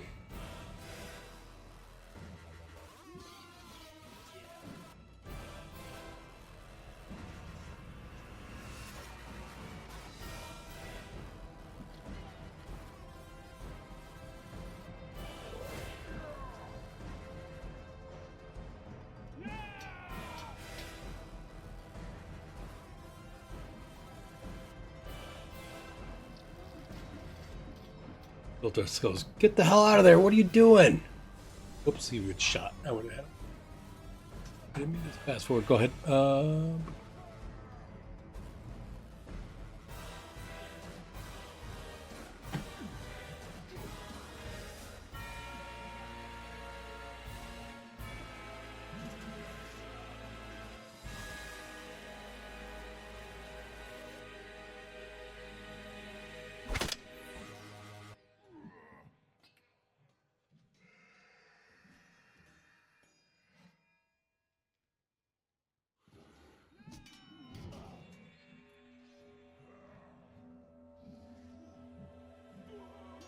Two, that's 3 for that zombie.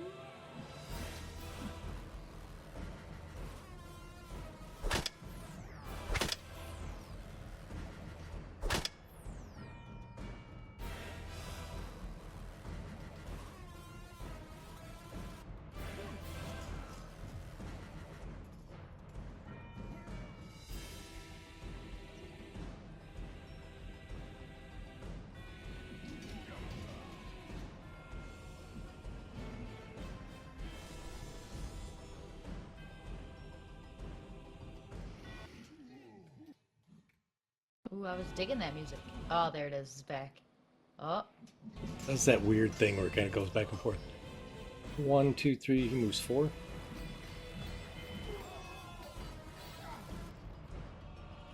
Do it for him. boom. He did.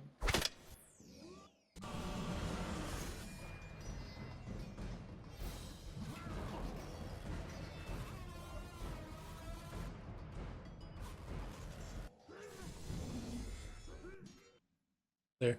That's 1, 2. Move 2 in.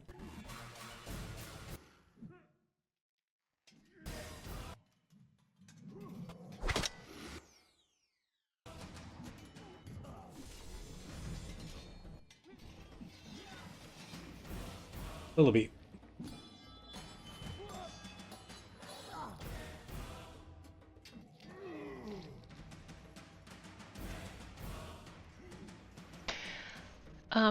Okay, first one. Gonna cast Starry Wisp on him.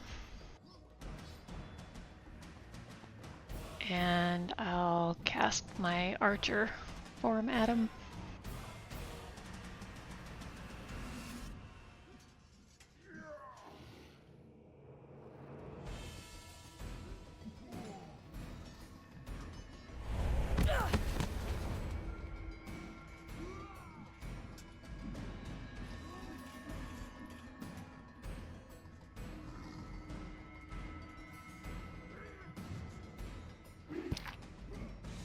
Nice. Roll a 3 and still hit. That is amazing.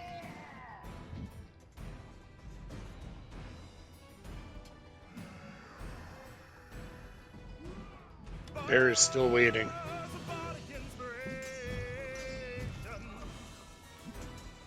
Hit this guy.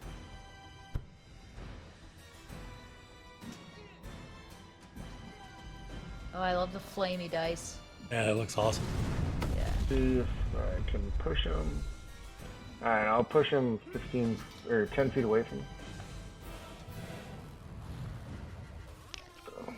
So, how many was that?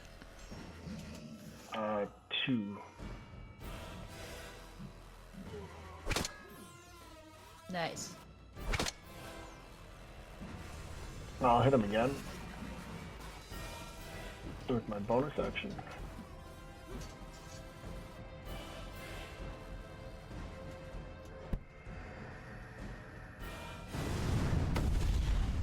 Nice. Oh, I think I accidentally hit your token. Hang on. Let's try it again. You were moving. I think I hit your token on accident when you were moving.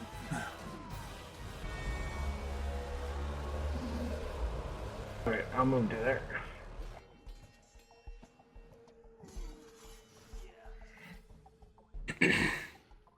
Looked like your token got smaller.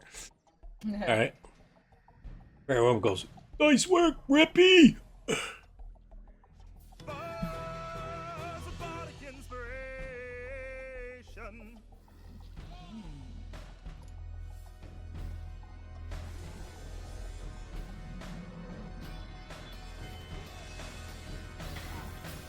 Five.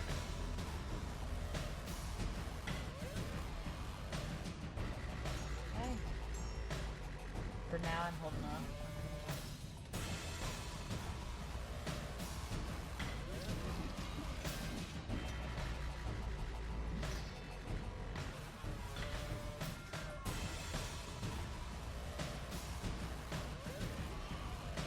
Keep forgetting it's difficult, so hang on.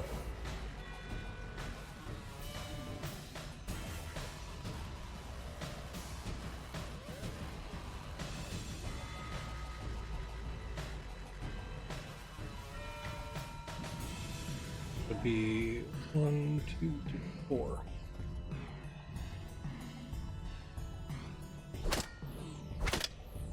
Ooh.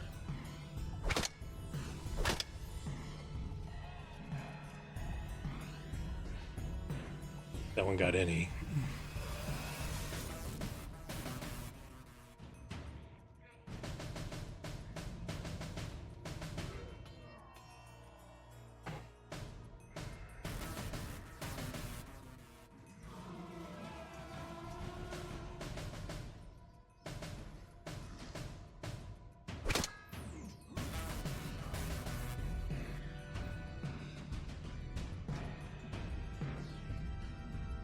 That's 4. Makes it that far.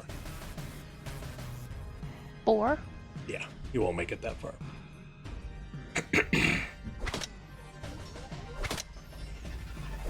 Already gone.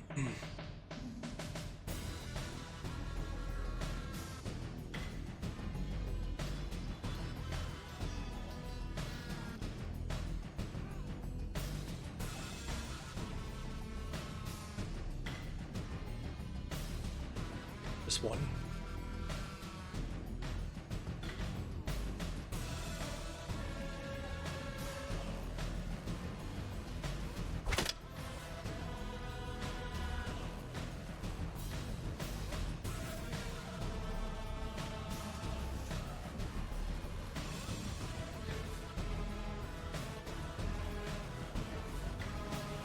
Gonna starry wisp him.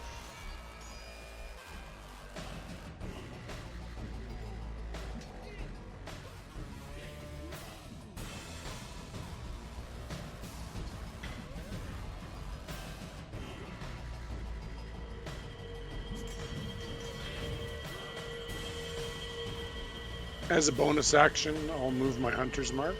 Alrighty.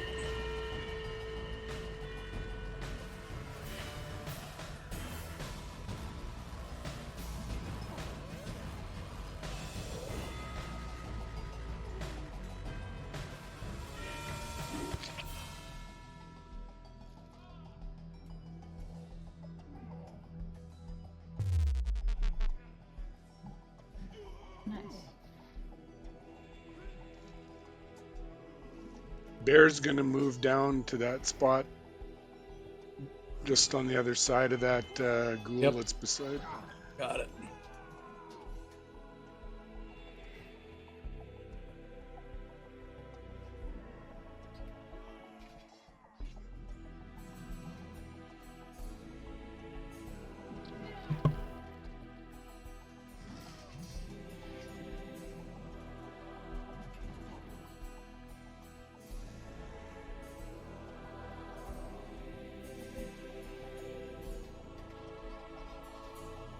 Anything else for Bear?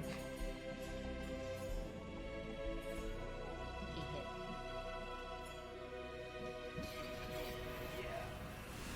hit. Bear didn't have him targeted when he did that. Ah, got it. Got him now?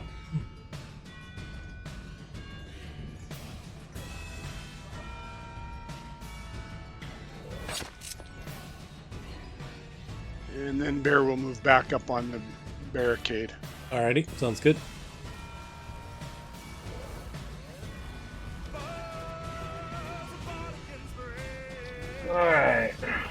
I'm gonna hit the ghoul. Alrighty. I'm just gonna take a swing at Bear real quick. Ooh. You missed. Okay, go for it. Oh, I should use my bardic inspiration. Go, Ken. Alright, I'll use it. Nice. That was an aggressive throw. That's I like it. should be a hit. Let me look. It should be. Yep, it's a hit. Alright, so instead of doing my hit with unarmed strike, I can do a grapple. So the target must succeed a strength or dexterity saving throw. Okay. You want dex or strength?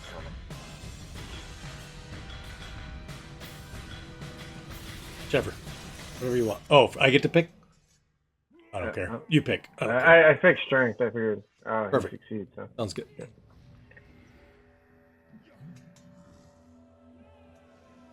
I'll knock him away from me, I guess. I'll try and hit him again. Okay.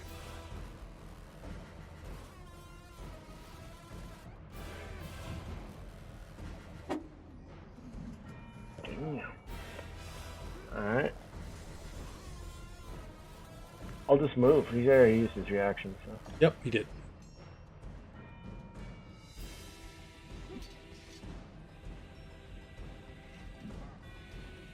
I'll move to there. Okay.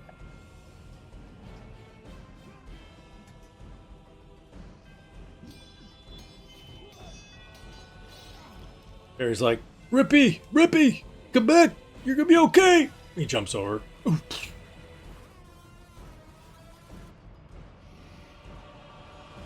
Steps to there. Stabs at this one. Holy shit. He gets inspiration. Look at that. Look how inspired he is. I know, right? Wow. I did it, Rippy! You're my hero! We got this! Yeah! Comes up and down. Woo, woo, woo! Wait, Lillaby gained inspiration from that? I forgot to track my last Oh, for your one other that I one? Yeah, missed. for the misses. Oh Yeah, yeah, I didn't get my Oh, I inspiration didn't for my either. no brain, Oh, but I feel shoot, like that's I'm at just a 5. fact of nature. So I'm just gonna say that that was meant to be. I won't gain inspiration for that. Okay. Do you get inspiration for misses? Yeah. Yep. Oh. All right, I'll remember that. Is Just he one within- per turn, but yes, you get an inspiration for miss. One per turn. Yeah. Is he within melee of me? Like I can hit him? Yeah, you can stab down to him. I'm gonna slap him. Okay. Alright. I'm gonna use my... Distance is more of a guideline in this map. my slippity slap slap. Nice. And hit him. That's like rules in professional hockey. More of a guideline? Yeah. Slapped him for 2. Nice. Slapped him for 2! I was hoping to miss so I could use my bardic inspiration and then slap him twice. And my bonus action is to look at Riptide and go, Periwimple just absolutely destroyed that enemy. What do you got? And then I'm... Nice.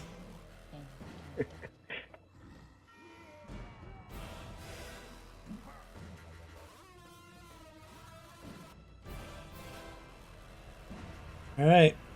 He's going to do it. He moves. And he claws at Periwimple.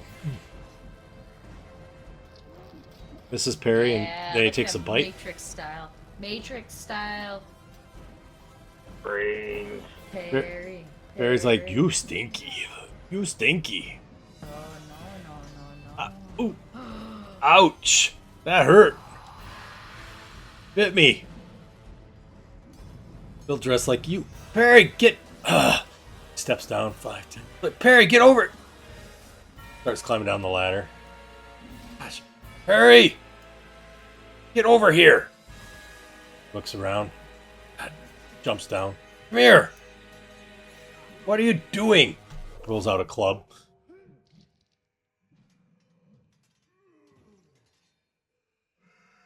All right. Lily, as you get ready, you see off into the northern distance. See some more zombies appear. However, this time there's one in the middle. Looks different than the rest.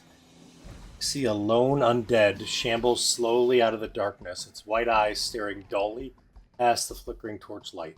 Its flesh, though it's rotting, is smooth and sickly white. Its skin runs through with raised crimson veins. A faint cloud of reddish mist spills continually from its mouth and down onto the blood-stained earth before dissipating into the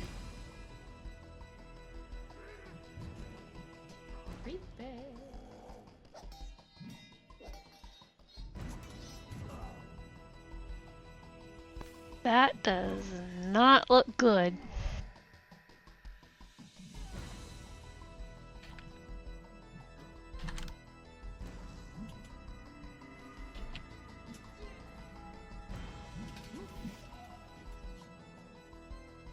So, what happens if I get 5 inspiration?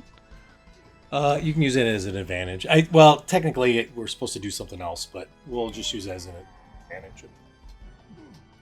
But I can't use it on the same turn. Right. Gotcha.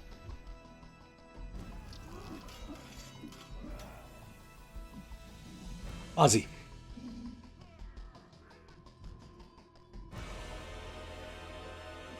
The guy I had targeted before die? Yes. Okay, well, I'll We bonus got new action targets. move my hunter's mark to that ghoul. All right.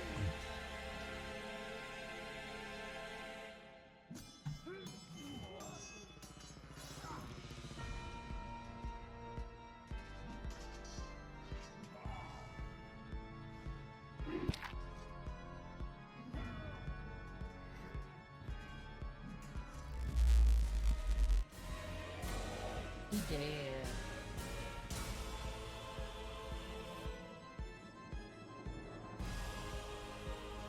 Bear will wait. Okay. Sounds good. Bear with me. That's pretty good. You see Bildreth is like, Very Whipple, come on, let's go. And the white guy with the pink veins just all of a sudden starts running. That's not typical zombie maneuvering.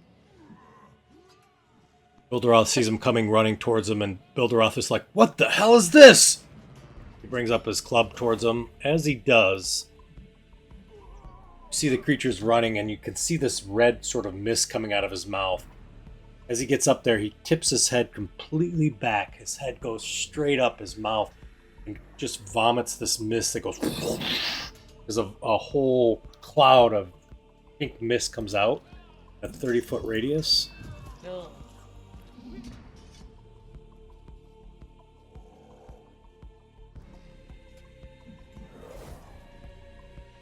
Wrap up. I need you to make a Constitution saving throw.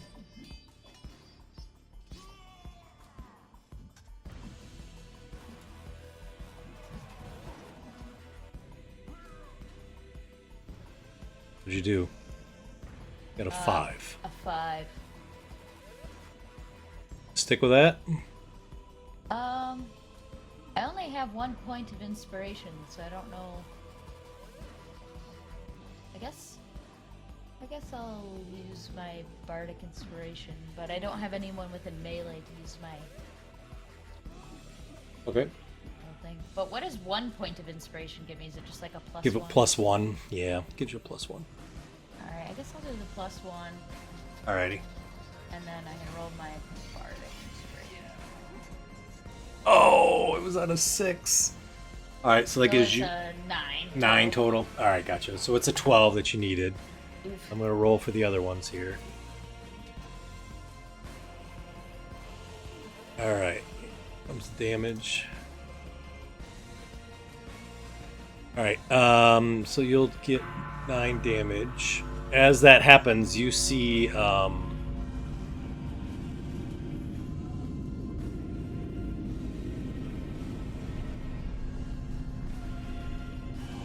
You see Bildroth immediately kind of chokes, and down he goes, hits the ground. Harry Whip goes, "What?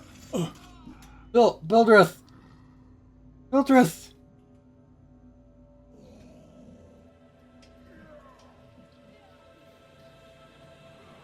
Rip.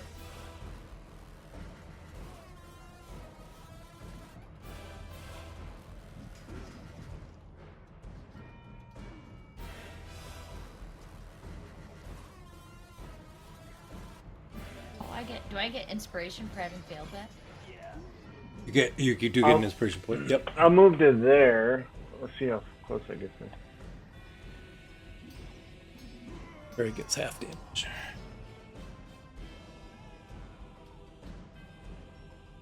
Didn't move me. Yep. I'm sorry. I think I canceled it when I went to type in his thing.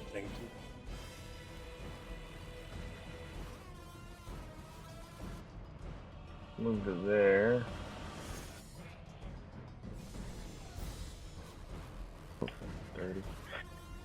Alright, I'm gonna do Step of the Wind, but as a bonus action I take a dash action, but if I use 1 point I can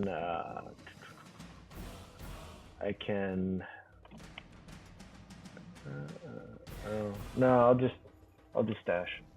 Okay.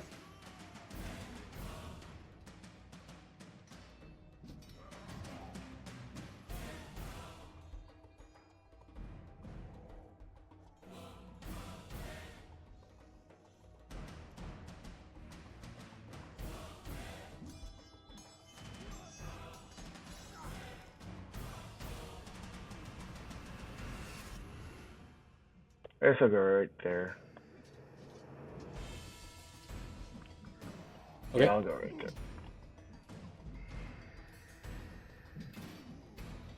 And then I'll attack him. Okay. Sounds good.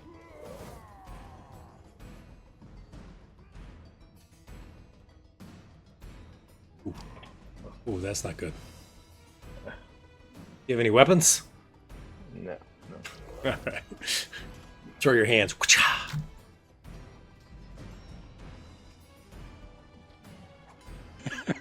Both hands fall off. Yes. Yes. Exactly.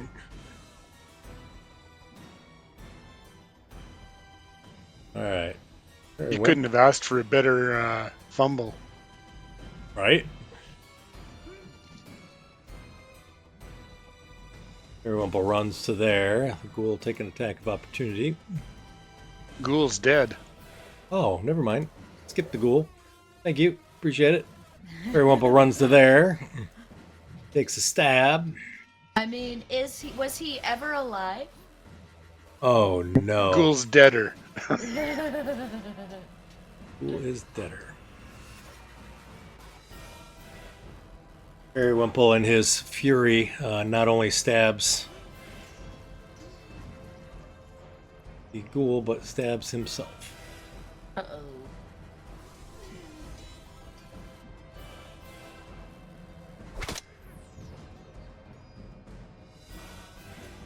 Didn't do much to the goal. Periwimple does a lot of damage. Does. Those muscles. I'm moving it there.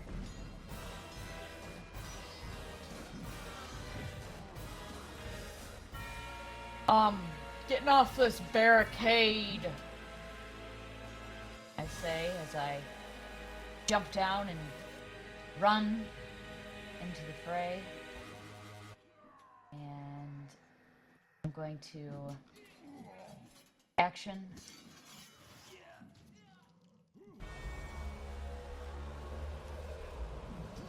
Oh yeah, this is actually advantage because, right, we're doing the flanking. Yep, we are doing the flanking.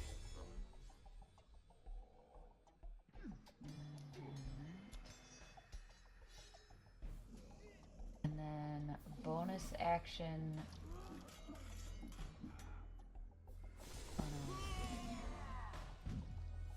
Heal our friend over here with a little tender love and care. With a minimum roll. Oh my gosh, wow. Double one. Boom! Barry looks over and he says, "Thanks, little buddy." You're welcome. Man with big stick hit hard. Let's get this guy. As you're fighting him now, you notice that there's no more red coming out of his mouth. There's no red misty stuff. Willoughby, you see they're just running through the woods, still running out of the woods.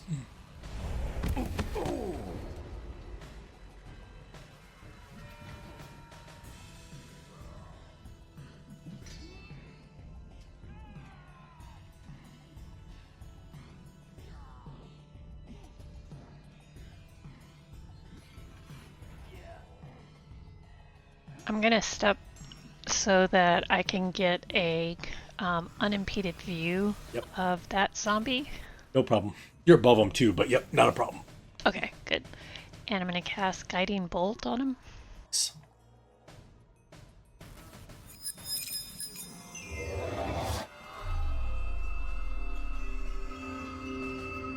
Smack.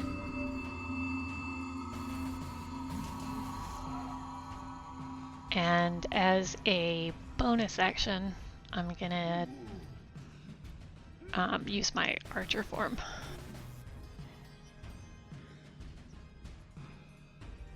Oh, boo. Oh.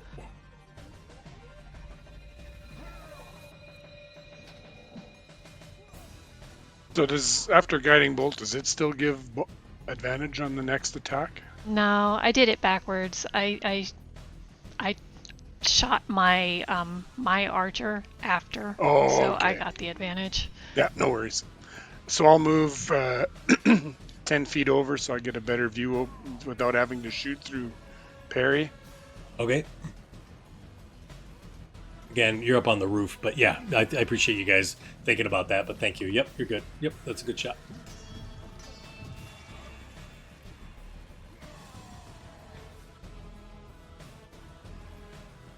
Oh, man. Oh, you did hit it. Good, perfect.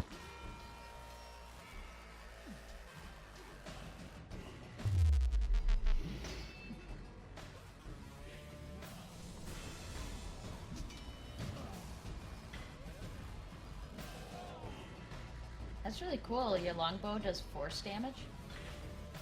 It's Hunter's Mark, I think. Hunter's Mark that does that, yeah. Oh, gotcha. Last week that threw me off. I was like, why is he getting force damage? What's going on here? Well, Then I saw wondered if it Hunter's was Mark. the silvered tips part of it. Ah, got it. I just didn't know if that was Mm-hmm.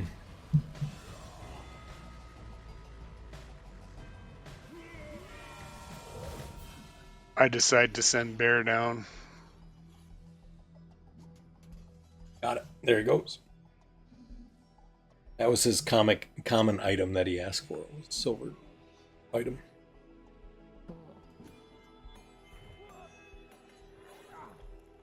All right.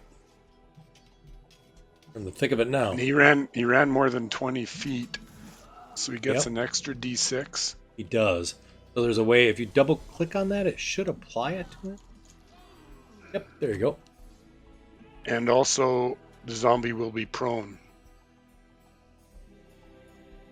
If you hit, right? Already did hit. Oh, nice. I think if you can try clicking on it and see if it'll apply it to him. I don't know if it does or not. It doesn't apply. I'll do the damage first and then. Okay, that sounds good.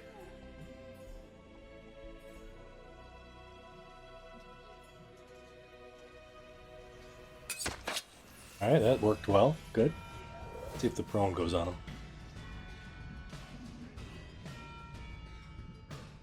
Doesn't, I can apply it.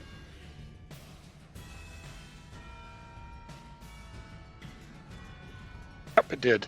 Nice.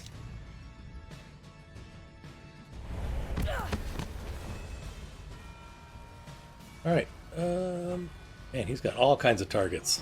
Unfortunately, his turn was right after, so it didn't really help. All right, he's not standing up. He swings at Periwinkle. Periwimple. Oh, I like getting that one.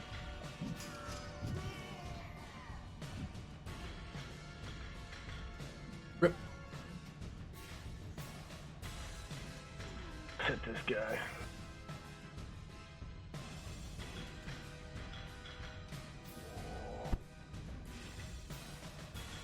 I'm gonna grapple him just so he can't get up if he ever wants to. Okay, sounds good. And then I'll flurry of blows.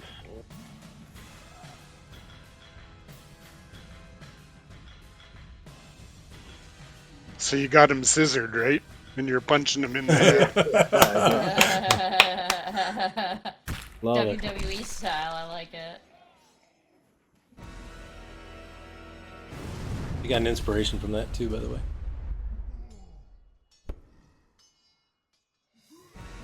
But I'm maxed out, I think. Oh, nice. And for my move, I'll move to there.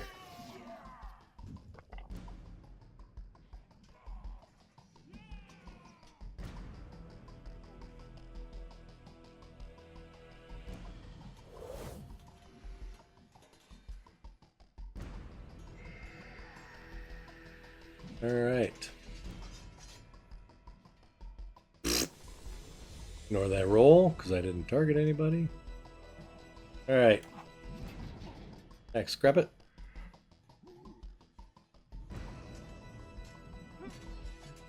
It's one of your images.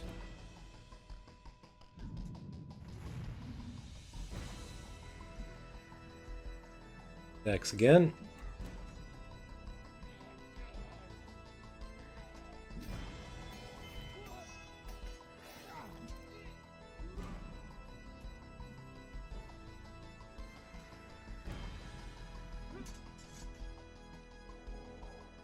Periwinkle stabs at the good old dude on the ground.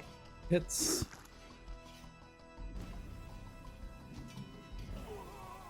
And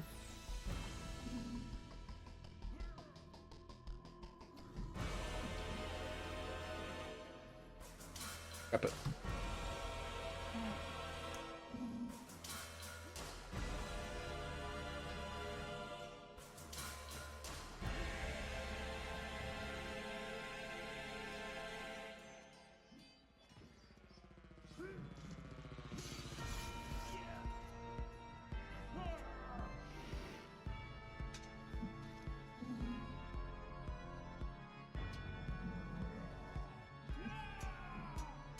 Nice little Bane action.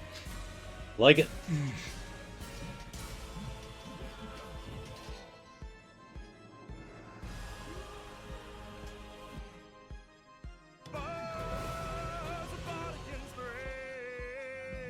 Where's my little friend? There he is.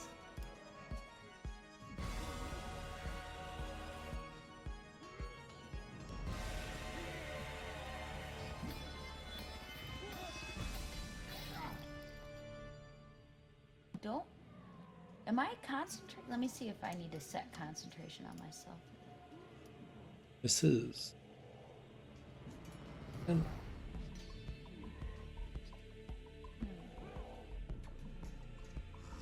Is that at me? yeah. Let's see how much damage he does. I'm gonna deflect blows with my. Alright. Was a crit. Alright, let's see. It's 6. Alright, so what I do. Deflect that guy. Is I heal myself. Uh-huh. Goes to 0. If it nullifies it, then I have an option. So it nullified it. So now I can use point to reduce the damage to 0. You can expend 1 focus point to redirect the damage of the force. If you do so, choose a creature you see within 5 feet of yourself. The attack was melee. And then you do a dexterity save throw, and then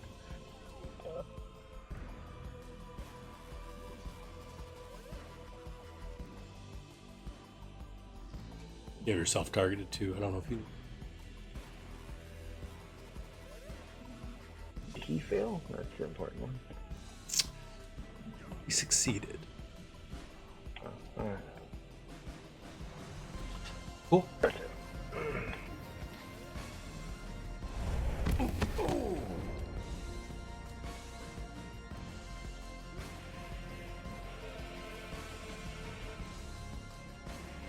Claws at you. Rip.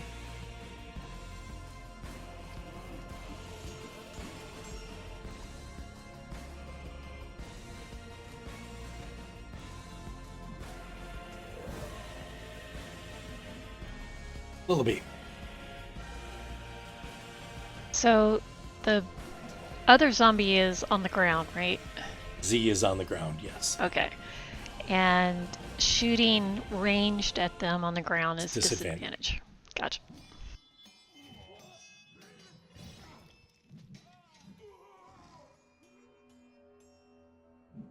Alright, I'm gonna drop the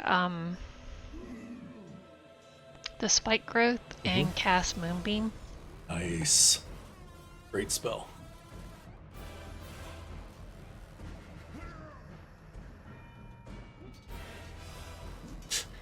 It always looks tiny until it hits. Yeah. Right? You look at the circle, you're like, ah, but I'll get rid of the other one in a moment. no worries. It's different in this this version, so okay. they'll take damage when I cast it. Well, hopefully.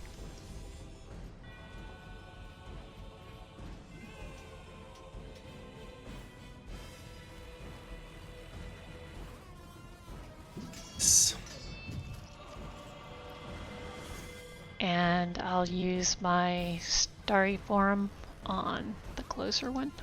Okay. Nice, it's a crit. Oh boy, you get one more die to it.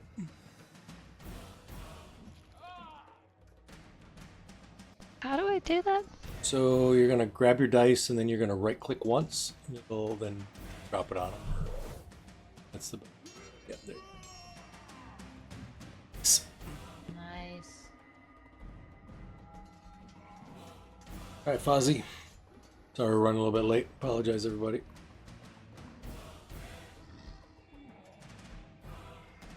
We'll wrap up this combat and then it'll just be about 5 minutes afterwards and we'll be all set.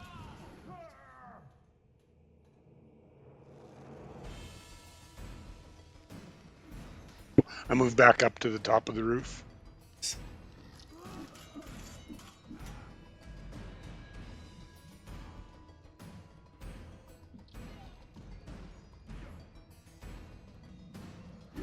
Shot.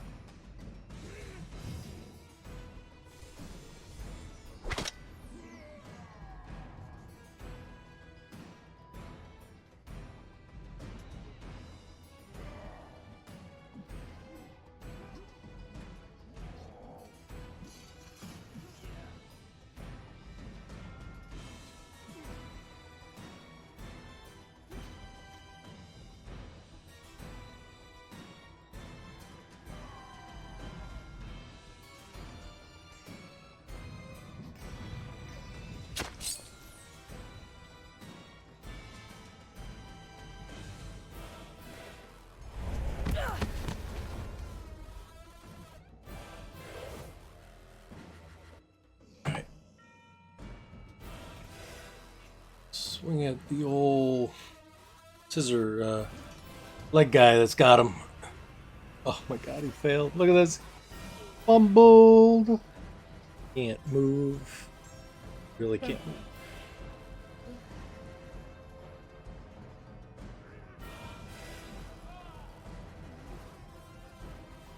Let's hit with the second. I'll You gotta deflect it again? We're on a new turn, right? Yeah, Yep, I'll we're on deflect a new it. turn.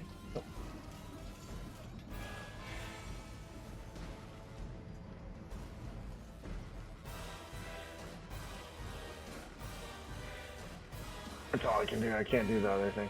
Okay, sounds good. Rip, you're up. Alright. Did a bunch of the bees die? Yeah, I'm taking them off. I might Okay. kick this guy behind me here Okay. while I'm holding the other dude. You guys didn't even let him get close to the barricade, so we didn't need him. Nice.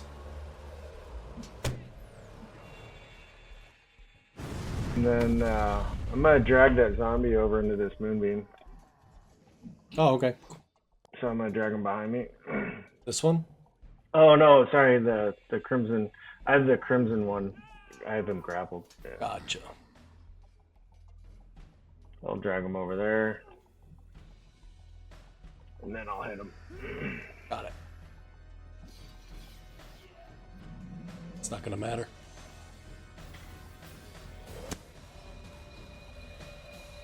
I'll let Lullaby do her damage first.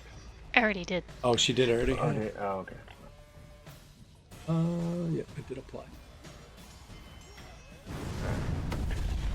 Oh my gosh. So close. So incredibly close. On it, the old grab it. Right, hit one of the images, on it, grab it again. Missed.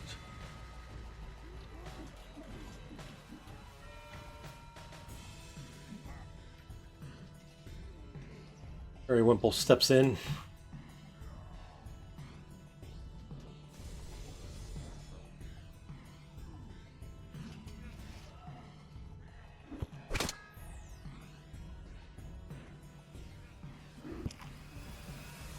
Is it? Like, don't touch my friend!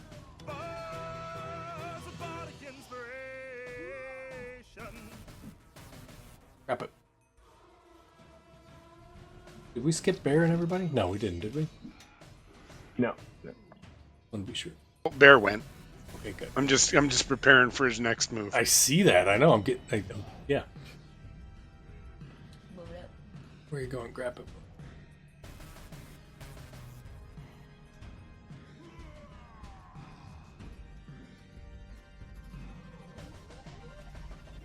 Willoughby, does Moonbeam affect anyone, any creature? Yeah. Okay, got it. Bear has to take some damage when he runs through it. If he runs through it, yes. Yes, he did. He hasn't moved yet, has he? He hasn't moved yet, though, but he will.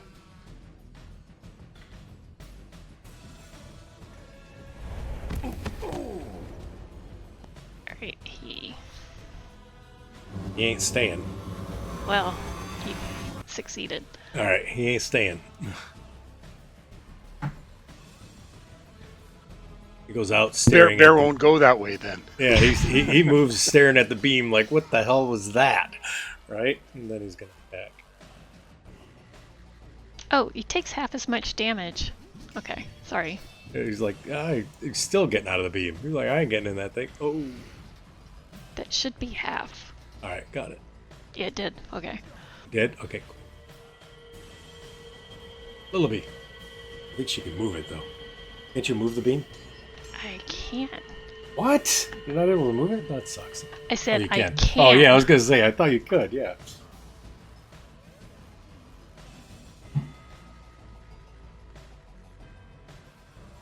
He looks confused as it moves over him. Wow. Who knew? Oh. And as my bonus action, I'm gonna cast my archer form. Smoke him.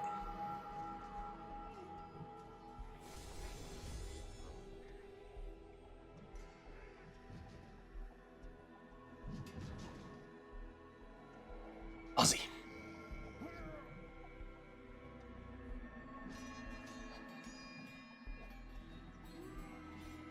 Bonus action, move my hunter's mark. I used the Pythagorean theorem, and with the short of Riptide and the tall of Periwimple, you can probably not take a disadvantage or any negative. You're up on the roof, which is pretty high, so.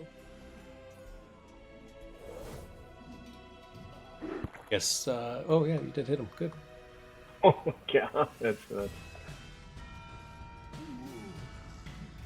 They're zombies. What do you expect? Yeah, they're Right. meat bags. Right, exactly. He went down. That's good. All right. Bear didn't have to move through the moonbeam. Phew. Phew. Right, exactly. So as soon as the last zombie goes down, you see Periwimple runs over, and he's like, Bildrith! Bildrith! Wake up, buddy! It's not time to go to sleep. Come on! You can wake up. Somebody. Hey, help me wake him up. Has he been making death saves? Just laying there on the ground. I'll try a healing word on him. Willoughby, do you want to see if you can help Three- him oh. too? I'll feed him a good berry. Okay. So you feed him a good berry. What did you say, Grandpa? said, Willoughby, you're the most equipped person in this situation. See, No, Fozzie's got it. Ozzy's like shoving his jaw, chomping on the good berry. Hildreth kind of chews on it and he goes, "Ugh, ugh." As that happens, Lullaby, you feel, no,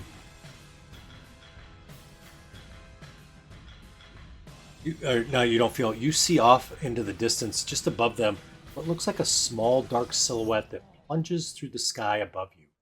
And you see this resolving form of a familiar raven. It has wings flashing in the torchlight. Its eyes are wide and almost panicked.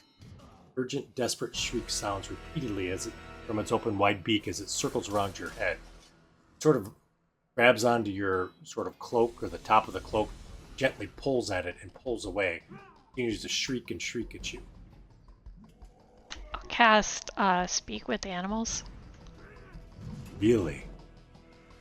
All right. Yeah. So as it continues to shriek and shriek, it okay.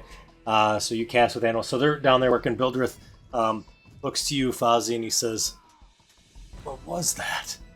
I've never seen anything like that before. What happened?" And next thing I know, I saw red and I was out. It was a very tough one of them dead things. Very well, For sure, and it had special attack there. I've never seen anything like it either. God, it must be a new weapon. Everyone goes, "Oh, he's alive!" He goes over, grabs Riptide, lifts him up off the ground. He squeezes your ribs, Riptide, and he goes, "He's alive! He's alive! He's alive! He's alive! He's alive! He's alive! He's alive! He's alive! He's okay. Alright, calm down, buddy. He's alive." You see Riptide's hair is flopping up and down, right in the crimp, right, going up and down each time. He's alive! He's alive! He's alive! I'm excited. I'm excited. I'm excited. Lillaby, I moved all the way over there too, by the way. Oh yeah. I'm sorry. So Lillaby, as you cast that, you do that, and you hear him kind of squawking. He's like, "Quickly, come on, hurry!"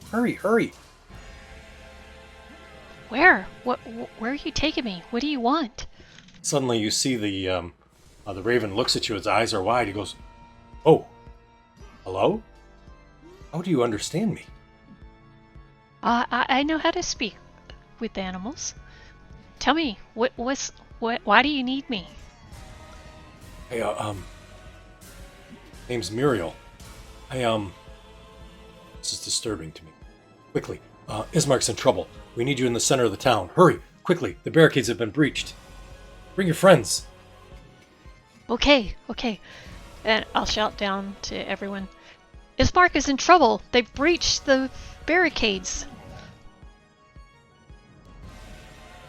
See, he sort of flies off, and as he does, you can hear him say, we'll have to talk later, but oh my gosh, I can't believe. And as he's kind of flying, he's like, I'll have to tell the others. And as he continues to fly, as you do, we'll stop here in a minute, but as you're kind of running through, you can see there's lots of bodies that litter the street, and they're kind of bloody and unmoving, and the air is sort of thick with this smell of rot, death. Kind of have the howling wind that sings with sound of terrifying screams and whatnot, and we'll end here. So good, nice job, you guys. You guys did great on that battle, way better than I expected. Good work. Nice. That zombie was tough.